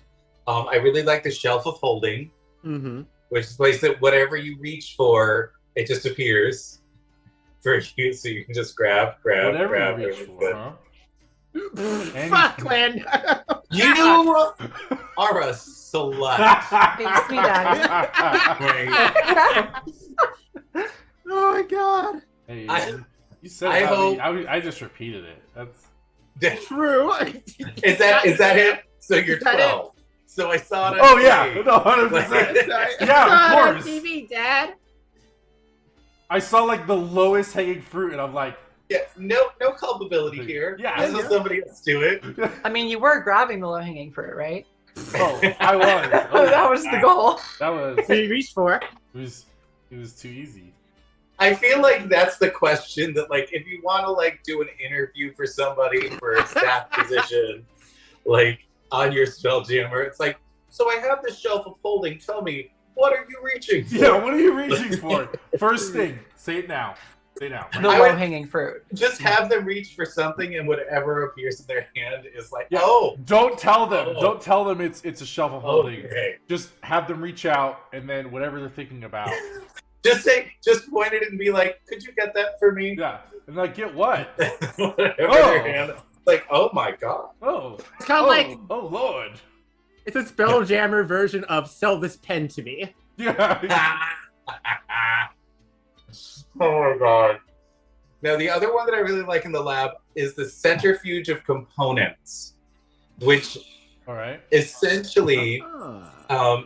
it allows you to. It works sort of opposite of a centrifuge, or like sort of similar to a centrifuge, in that it will separate out the components of a potion and allow you Oh. to analyze it and then recreate it. Essentially, gives you the recipe for a potion that you find. Oh shoot. Does that Yeah. work for other liquids too? I don't want to know what other liquids you're You thinking of. got You. He's Like, blushing a no. lot now, guys. Ooh. Look, Okay. that's a lot of blush now. That's a lot. Oh, his entire face is lit. No, I'm He's got the magic I'm makeup table I'm done. real red. Yeah, he doesn't even need a makeup table No, anymore. I don't. You got the red. Perfect blush. Oh my god, I love it. All right, let's look at each of you pick something for the laboratory. What's your favorite? In the laboratory? Yeah. What if you could have anything, which one would you want? I don't know what this does, but just by my assumptions, amplifying flask. Like one of the things that immediately come to mind, I can fill an amplifying flask with alcohol, and my alcohol is even more alcoholic. Bada bing, bada boom. I'm drunk in seconds. Let's go. Absolutely. That is absolutely one of the uses for it now. It was created so that, like, if you're creating like a healing potion, it'll do like double healing. You know, it's like, Oh. and you just, you I'm know, gonna you just, double heal when I could get double drunk. I would just take Yeah. the chemical shower of competence. And Yeah, just be better at whatever I'm doing. yeah. absolutely. That's right. That's fucking right. So I would use the centrifuge of components to analyze what the shower of competence is going on myself, and then get a bottle of it. I just have a flask, and so Flask just of confidence. you know, Lando, I think you just Counterpoint, reinvented. I just hold a cup alcohol. up to you it. just whiskey. Yeah, it's just whiskey. Oh, okay, yeah. So, It's just whiskey. so the chemical shower of confidence is just a shower of alcohol. Of It's hard not- Yeah, alcohol. you just get drunk and you think you're doing everything really well. You're fine. Yeah, you're fine. You So got in the library, my personal favorite is the bottle of encoding ink, where you write a message and then it instantly becomes encoded to some sort of code that you've created beforehand, so that like only certain people can read it. So you don't actually have to you don't have to actually code it. I like that just because it's fun. Could you encode English into like C#? Yes. That's really cool. I take that. yeah. Yeah. Absolutely. Oh my god, Absolutely. that would be the easiest thing in the world. That would make oh god. Uh-huh. Oh Yeah. my god. That would revolutionize everything. Yeah. You just tell it what you want to do what it do. Oh god. Lando, I'm really curious about what you would do with a table of tongues. Oh, the table of tongues? Probably. I'm guessing that means like you can speak any language, right? Yeah, so you Yeah. put anything on the table of tongues and it immediately you can read it, regardless of what it's written. So it's like an audiobook, because I hate reading Oh my god, yes. Totally changing that now. It hurts So my that, ADHD it brain. becomes- it turns it into an audiobook version of something that you understand. Yeah. Yes. So that you understand? So you could put like a complicated like physics textbook on there. Oh my and if God, you're like just 6 years old, layman's terms. only Oh my explains God. how. Layman's terms. Oh my god. Yes. So you could teach. That's you so could teach smart. incompetent people how to run the ship by just putting the training manual there, and it will teach them in their own dumb language how to do the things. Because you're tired of trying to tell them over and over again, and them not getting it. Dude, Train bring them people up in all the stupid time. words. Okay, I'm sorry. I have to stop you. New T-shirt. T-shirt that says "Stupid isn't a language I understand." Oh, my boss had that T-shirt. It already exists. oh my god, really? Nice. I don't think those exact words, but very close. I think it was yeah. dumbass isn't a language I understand. Oh my god. Oh my god! Now I want that so bad. It was like a little cute bunny saying it too. Ah. Yeah. As it should be. That's exactly how it should be. Okay, I just don't like the act of physically reading a physical book. My mind, I like read the words, and then I get to the other page, and I'm like, What yep, did I read? don't remember What was any of that? that. Didn't retain any of that. The thing, all right, I understand. I Like, guess that technically making is it. reading. Okay, so we are. So what is? So on in the living quarters. So I'm scooting this train right along here. Just pushing us along. In the living quarters, what were the things that we needed to create? I thought we were talking about a vault. Hold on. It was domination mandibles. Yes, Oh, yes, Domination domination Yes. mandible. Yeah. Now. Mandible. Oh. Mandibles. Mandible. That, Mandible. I think we are getting real inventive now, aren't But we? Oh, this is God. really, this is really important. If any of you tell me you're not monster fuckers, I'm not believing you. Fair enough. Got me. God, Got what me. has this thing evolved into? Wait, but the key thing with these is that have to consent to putting them on. You can't force someone to put them on. That's Oh, well, that's sure. the key. That's the key. Of course. Sure. Yeah. Absolutely. Yeah. Yeah, that's all. I just want to make key. sure that we're all on the same page with that. All on the same page. Yeah. You're all bad people. We're all horrible. Domination with a bite sounds like Tommy. Oh my god! Oh my god! Everybody loves the slut stream. Everybody loves the slut stream. Got Yes. it. This is how we do. Surprising everyone, none of us are bards. I personally I mean, Sorry, my I favorite feel like I character need to ever go is into a my- bard, so. professorial voice now. Mm-hmm. Personally, I think Mm. that the best one is the healing bed. And what we're going to be doing with it is like it's got all kinds of different levels. So like as you like go to sleep, it'll just automatically heal something on you, and you can have like the bed of healing disease, all the way up to like a bed of like resurrection, where you can like put somebody to bed in the morning, they'll wake up. Instead of being dead. Moldy corpse. I do not see the pillow of perfectly pampered hair on here. Where is There the is pillow the of sleepy perfectly time pampered pillow hair? though. Yeah. I do see the sleepy time pillow, but I think I'll still get bedhead. So where's the pillow that keeps you from getting bedhead? Or the pillow of Evercooled. Oh my god, yes! I need an ever cooling pillow. An Please and ever-cool thank you. pillow. Evercooled pillow. I'm absolutely putting that. The bed. There's ever cool Yeah. pillow. Absolutely. What does it do? It stay It cold. stays cool. No. It like advantageously in the game. Nothing. It stay Like- cold. The bedhead pillow, like that gives you a charisma boost right there. Day long Right. charisma boost. Evercool pillow is the best sleep you've ever had. You don't have to wake up in the middle of the night and flip your pillow over. Yeah, So what does it do? perfect You longness. get like extra Constitution. You get like Yeah. advantage on your Constitution saves. Yeah. You slept so well Yeah. Yeah. the night before. Easy. Yeah. That's what it does. Auto nanny takes up. Yeah, that's my favorite one. I've been wanting to mention that. The auto nanny takes care of up to 4 kids. That's it. That's what it says. That is verbatim what I just read to you, chat. That is it. It does just say A takes care of up to 4 kids. That is it. No additional specifics. context. That's it. Yeah. I That's don't all I have need. children, Care so of I'm them. taking the sleepy time pillow. Yeah. more hours to be productive and play games. Fuck. So what Yeah, is this? What is this 100%. inspiring bed sheet?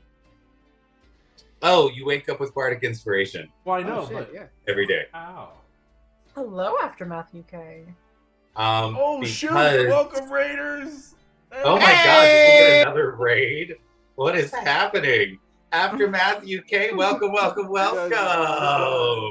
Welcome to our fabulous channel. Thank you for the follow, Aftermath UK. That is lovely. We are actually towards the end of our stream right now. We are talking about a Spelljammer supplement that we are creating over at Playnerd Allies that allows you to customize your Spelljammers with all kinds of fabulous weapons and magical effects and new rooms and all that kind of stuff, so you can have your planar party bus, or you can be a bounty hunter with a floating jail, or you can have be a traveling merchant that runs across the plains and does all kinds of cool stuff. Right now, we are just going through some of the magical effects that you can pop into the various places, the various different rooms that we've created. Apparently, we're all big fans of taking care of kids. Listen, You said it was such scorn. you said there was vitriol behind taking the care word. of 4 We're kids is a fan of, massive boon. Do you understand how much free time that frees up more free time than the sleepy time pillow? Right. Oh, yeah. If you have kids, I don't have kids, so sleepy time pillow all the way. Now, this is for Baba Yaga. That's for Baba Baba Yaga. Yaga. I'm going to be sending you an auto nanny. Baba, take the nanny. Take Take the nanny. Take it. We promise the nanny isn't a war gnome. We'll let you borrow our Evercool pillow. Then we've got our rec room. And there's a bunch of things here that I actually really love. Like, I wanted to create things so that your rec room could be whatever you wanted it to be. Mhm. Yeah. There is... Lando will enjoy the snacking side table Oh yeah. that provides tapas Tapas continually. Oh yeah. Like, just every time you take a small plate, it gets replaced with another small plate. There's the gaming table, which literally will just have any game that you want appear on the table, so you can play whatever you'd like. There is the creative corner, which creates any art supplies that you need. There's the beautiful bandstand that provides any instrument that you need. And there's the art display, where you can see any art piece from any realm that you've visited, and it comes with a magical camera, so you can like go to like Eastgard and like take a fabulous picture of some gorgeous trophy over there, and then it'll show up in the Oh my art gosh. display. I'm absolutely going to use the art display in order to plan a heist. Yes, you are. Yeah, you I are. was gonna That is the first suggestion that we've got. How do you take art and make it useful in robbing other people? Yeah. It is delightful. I did have another question. The torch of truth in the in the In the bedroom. in the living quarters. Yeah, what is the In torch of truth? bedroom. Oh, the Torch of Truth it casts a permanent Zone of Truth spell on the roof. People want that. Yeah. No lies of this. All right, cool, cool. Yeah. Cool, kinky. I do. I mean, I think he's doing this. Be like. This is what happens when I'm head empty. Words just come You're out. always head empty, Dane. You're always head empty. Yeah. Yeah, be like, how's it for you? Well, it's kind of me. What? You're like, sorry. I think we should change the color of the drapes. Like this, yeah. Yeah, honestly, you walk in and just like, well, this has no feng shui at all. I'm so sorry. We're like, oh. You cover your mouth. I'm not Demon sorry at all. Yeah, absolutely. Absolutely. I feel like mixing it with the auto nanny might become problematic when Oh God! like one of the kids asks you, "Mommy, which do you love best?" which and do then you you love best? actually tell them. Timothy. Jonathan. I love the auto nanny because they take care of all of you. The automated is my favorite. Yeah, the auto nanny is my favorite because I don't have The to which listen to one? stupid questions. God. Terrible. Terrible. Mommy, where do babies come from? No. Oh, no. But No. Ask the auto nanny. Go to the table of tongues and ask it. Yeah. Oh my God, Here's the comprehensive book. Put it on the table, and it will explain to you in detail I would that a child actually- can understand. I would love to actually hear the Table of Tongues explain childbirth to a child. I would love to. I would love to hear how it does it. I would love just like places the Kuma Sutra, and it explains it in baby. Oh, It just goes.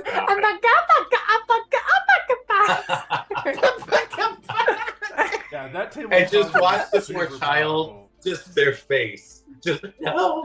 No. No. Just start turtling. Oh no! Make it stop. Table of Tongues. Explain the horrors to my baby. And you can definitely choose who the narrator is Oh my based God! on Yes, your Morgan personal Freeman. preferences. Yeah, like Oh, yeah, Morgan definitely. Freeman. You can just hear a bagaba, a baga, a baga, a baga. Absolutely. All right, I'm Anywho. gonna shove us down to the shop. Okay. All right. Let's go. We'll stay here all day Fantastic. if you let us. Yeah. I personally like my favorite thing here is just so the things that we have available. We've got the anti-theft alarm, the currency converter, display of the silver tongue, illusory displays, and the shimmering shifter. I love the currency converter so that you can literally change like a gold piece into like the number of chickens that somebody wants to Oh barter my with God, you. that is great. Wait, what? I do love the currency converter. That's amazing, Wait, especially so- if it includes bartering.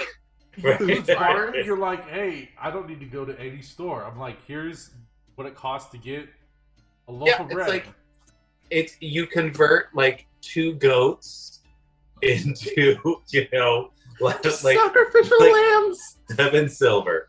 Like You're there just- you go. You're just like, whatever it's worth, you just shove it in there. And you just get Where does it go? Where do the goats go, Kyle? Okay, thinking about this, I this is getting dangerous, Yeah, and I it's don't getting like it. I problematic. don't like it anymore.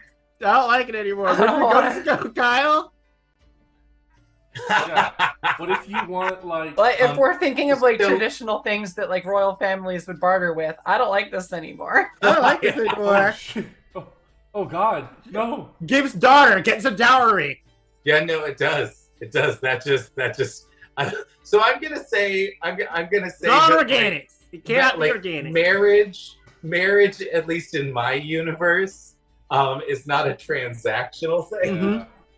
Yeah, no, So- no mail order bride from the currency converter. Yeah, no. Oh, That's a God. big fat no. Oh, you attempt it, and then the converters immediately contact the space cops. Yeah, you Yeah, the converter first like grows a face and is just like, for shame. You're like, oh, you're disgusting. oh my God.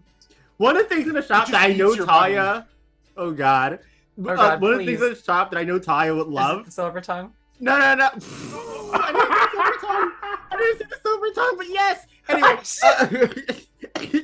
it's the shimmering shifter because in my campaign, Talia's fucking character has been like months trying to get someone to run a grift with her to cast like modify like I forgot what his name Gift is of called. Gab. It was Gift of Gab plus like the Yeah. spell that like amplifies the worth of an object to sell like to double the cost for $4,000. It was quadruple the cost. Quadruple the cost, no less. Try to get 16,000 gold pieces. pretty much anytime I ever sold anything, I would gift a Gabbit and have to do like this whole like illusory get somebody else to like to give the item away to sell the increased value so that we could get away without the shopkeeper knowing that we just like ripped them off. Yeah. Oh my Every God. single time I would Every sell single anything. time. It's so fun. Bastards. You're all bastards. But yeah, Silver Tongue is my favorite. Yeah. Because Yeah. I want to be the shopkeeper, and I don't feel like it. I don't feel like it only works when you are behind the counter. You just gift a person on your ship a Silver Tongue. They like have it in like their pocket or like on a necklace. Oh no, their tongue. No, is no, silver. their tongue is No, silver. just your tongue becomes Oh. silver. Oh. Yeah, absolutely. It's very I'm here for obvious who is the shopkeep. You just gotta learn to talk with your teeth closed. People don't know that you're really convincing. No. You see, Um, you just gotta so- talk like this. Yeah, See? this is how we talk here. Oh my Here's how we God. talk here. We I talk mean, like guys, this. you're forgetting that you could just wear a face mask. Oh, you're right. Yeah, it's the This is Rona. just a normal The part of our Rona, life. it's And the you're all Rona. just like, you're gonna talk like that. And this is why we made Talia. You're gonna talk like that. And this is why Talia's the shopkeep. No one else would have thought of that. Yeah, it's fine. It's fine.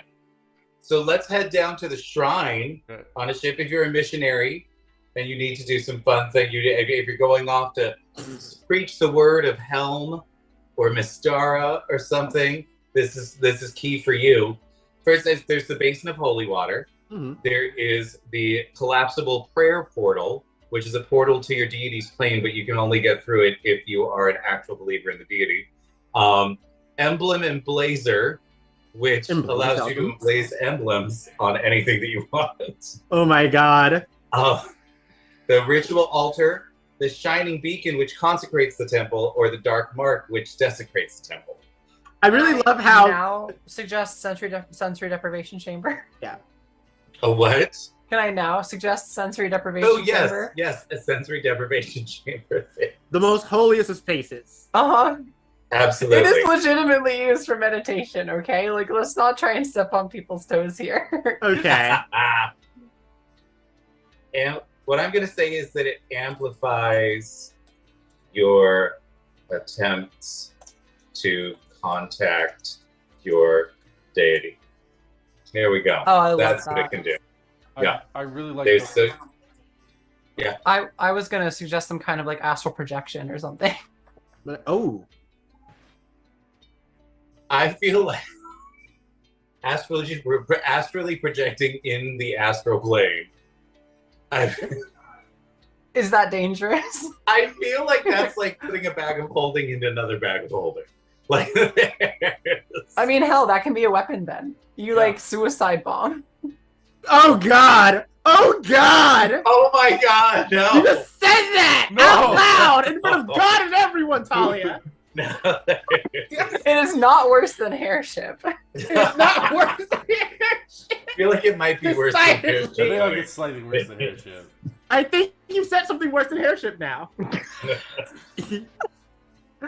Sometimes you need a hair strip. Sometimes you hear hairship. And by this, I didn't mean like the deprivation chamber would explode. I meant more like a guided missile.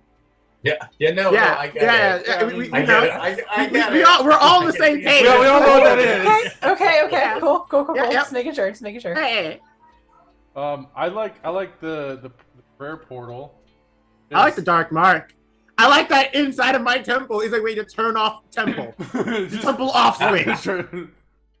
Just Well, it's also super useful for evil gods, Yeah. like gods of the lower realms. It amplifies your darker powers. Yeah, You, and you just flip your temple off and it just becomes like a bar. Yeah. Like a rave. Desecrate temple. Just rave lights start playing like sin. And there's lots of shelves of holding everywhere. oh god. Oh, Yeah. you could just reach out, babe. Just reach out. Absolutely. Reach out. That's how that works. Anything you want. All right, so Becomes the a smithy. Spencer. You've got the arcane enchanter, which allows you to create magic ammo for your weapons. Mm-hmm. The component, I love the component salvager. It allows you to actually like take apart a magic item and learn how to put it back together, so that you actually have that recipe at that point. I do enjoy the Fabricator, which is essentially, it's just Star Trek.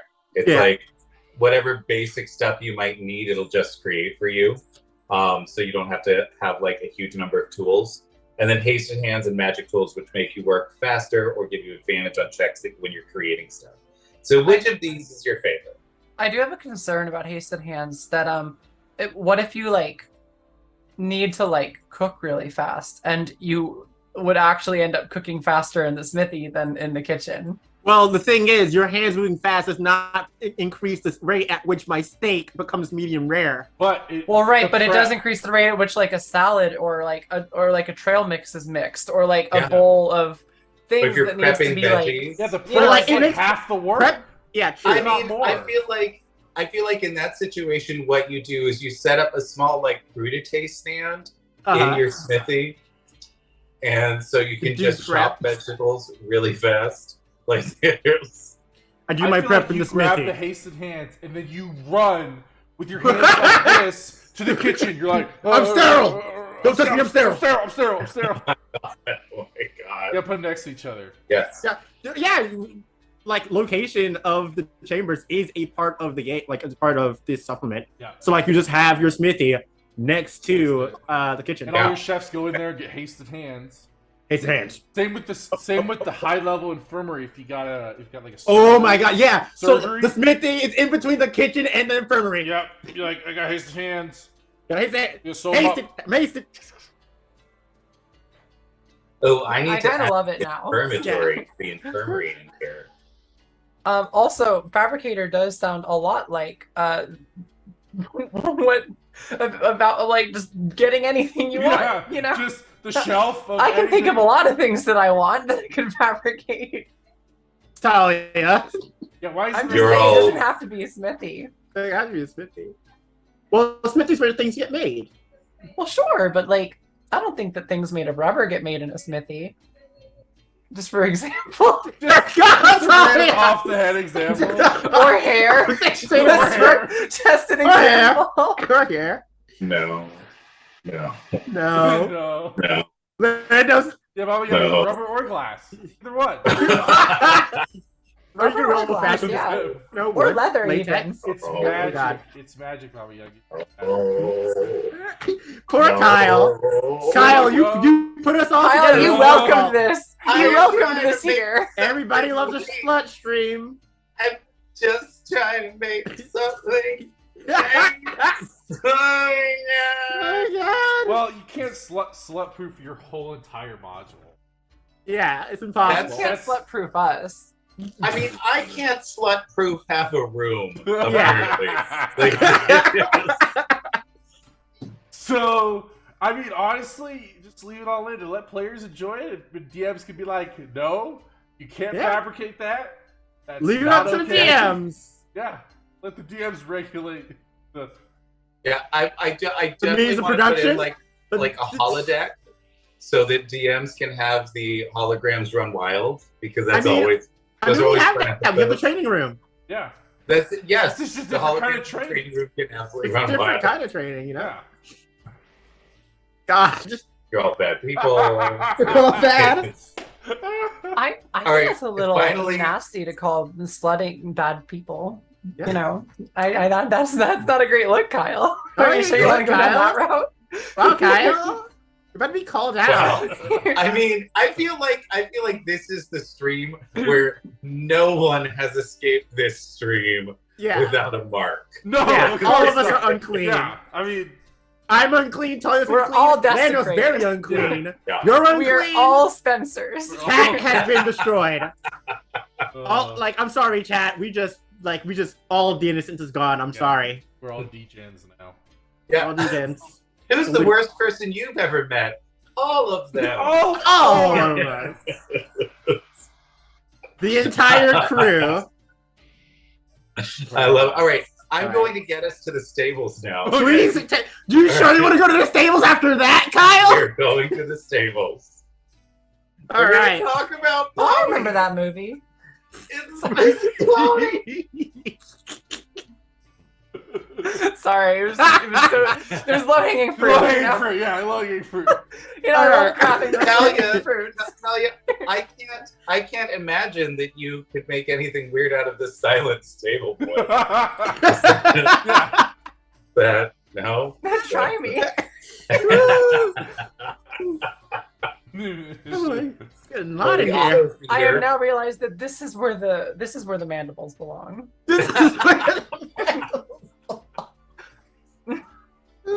They do. That's 100% true, and thank you for reminding me. Of That's course. you're a joy. I don't That's where see you you go. writing mandibles yet. I don't see it on the list. I mean, I'm trying to. It's just. I'm also. I'm trying to protect myself. A little bit of Okay, writer's- yeah. A little bit of writer's block. I gotcha, yeah. I'm creating like runic protection. All right, well, I'm around. patient. It's It's okay. off I'll just screen. wait. Oh wait, Really? we will halt all of stream for this. Wait, where's the mandibles?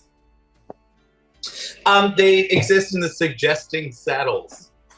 That's where it The goes. Okay. suggesting String saddle saddles. keeps Yeah. mouths calm.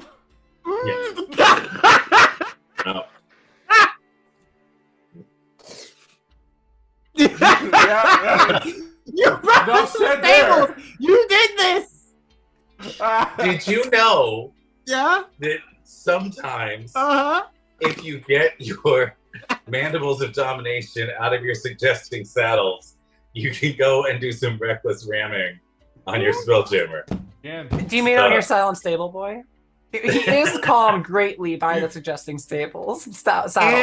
And with that, chat, we bring today's stream to a wonderful And that- close. Weep for all of us. Guys, I'm gonna be Stable honest. boys Someone today a with little the bit more messed up than me could even do this to auto feeder. Oh god. Dear God. Oh god. Okay, so I'm just gonna mention the last bit of Mhm. this supplement, which is staffing a spelljammer. Wow. Um, All right. talks about how much things are gonna cost, like how much people are gonna cost. Yep. Bound It still creatures comes out is wrong. actually Bound- written here. Bound creatures. Bound creatures. Kyle! How much?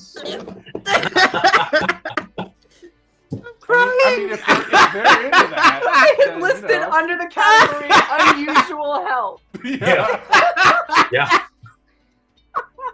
Bound creatures, unusual help. Do you not have any bound creatures like to help you clean up?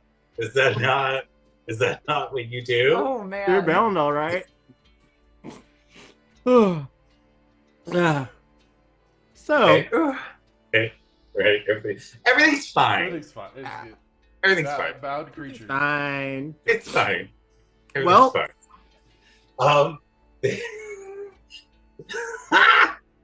Thank you for joining us today. We're sorry. I think I'm not. This isn't Drawfy. Don't say I'm that. not We sorry can't at steal all. their shit. I'm also not sorry. I haven't laughed this hard in a No, long time. yeah. You know, honestly, we were all pretty low energy today.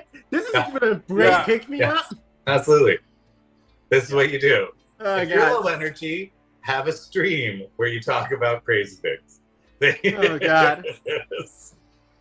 It makes me very, very happy. Makes me happy. Before we head out, I would like, hey, tell you, where can we find you? As You you can as find you me- prance around the internet. You can find me on Twitch, TikTok, and Twitter. All the T's at Veilatier. My name in the chat, and here I can just do this. Veil. There we go. Oh. That's for. Oh, you know what? It didn't work. That's fine. But that's Oh where my you can God. find No, me. it did. Yeah. Oh, it did. Oh, yeah. I see it. Cool. Absolutely. And hey, Shadane, where can we find you? Hey, you can find me here on Tuesdays, and tomorrow, you can find me on Heroes and Hooligans channel at 5:30, where I will be playing a Monster Hearts 2 campaign as Robin, who is a face-skinned, gender-fluid badass who's about to have a mental breakdown. Don't miss it. I love it. And Lando, where can we find you? You can find me here. I run all the streams here, so I'm either on stream or in the background or in chat. And I also recently started my own channel, so the link is here. I do video games and other things. Well, I mean, it's just video games. So Yeah, Just video games. And I am all kinds. Kyle. I am the Forever DM here at Play Nerd Allies. I'm also the project manager for the Rolling Together streaming team, and I am the co-founder of the Foundation for Inclusivity in Gaming. I'm sorry, what is happening right now? Nothing.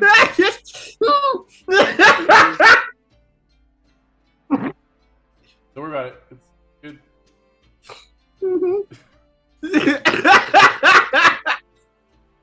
This is so hard.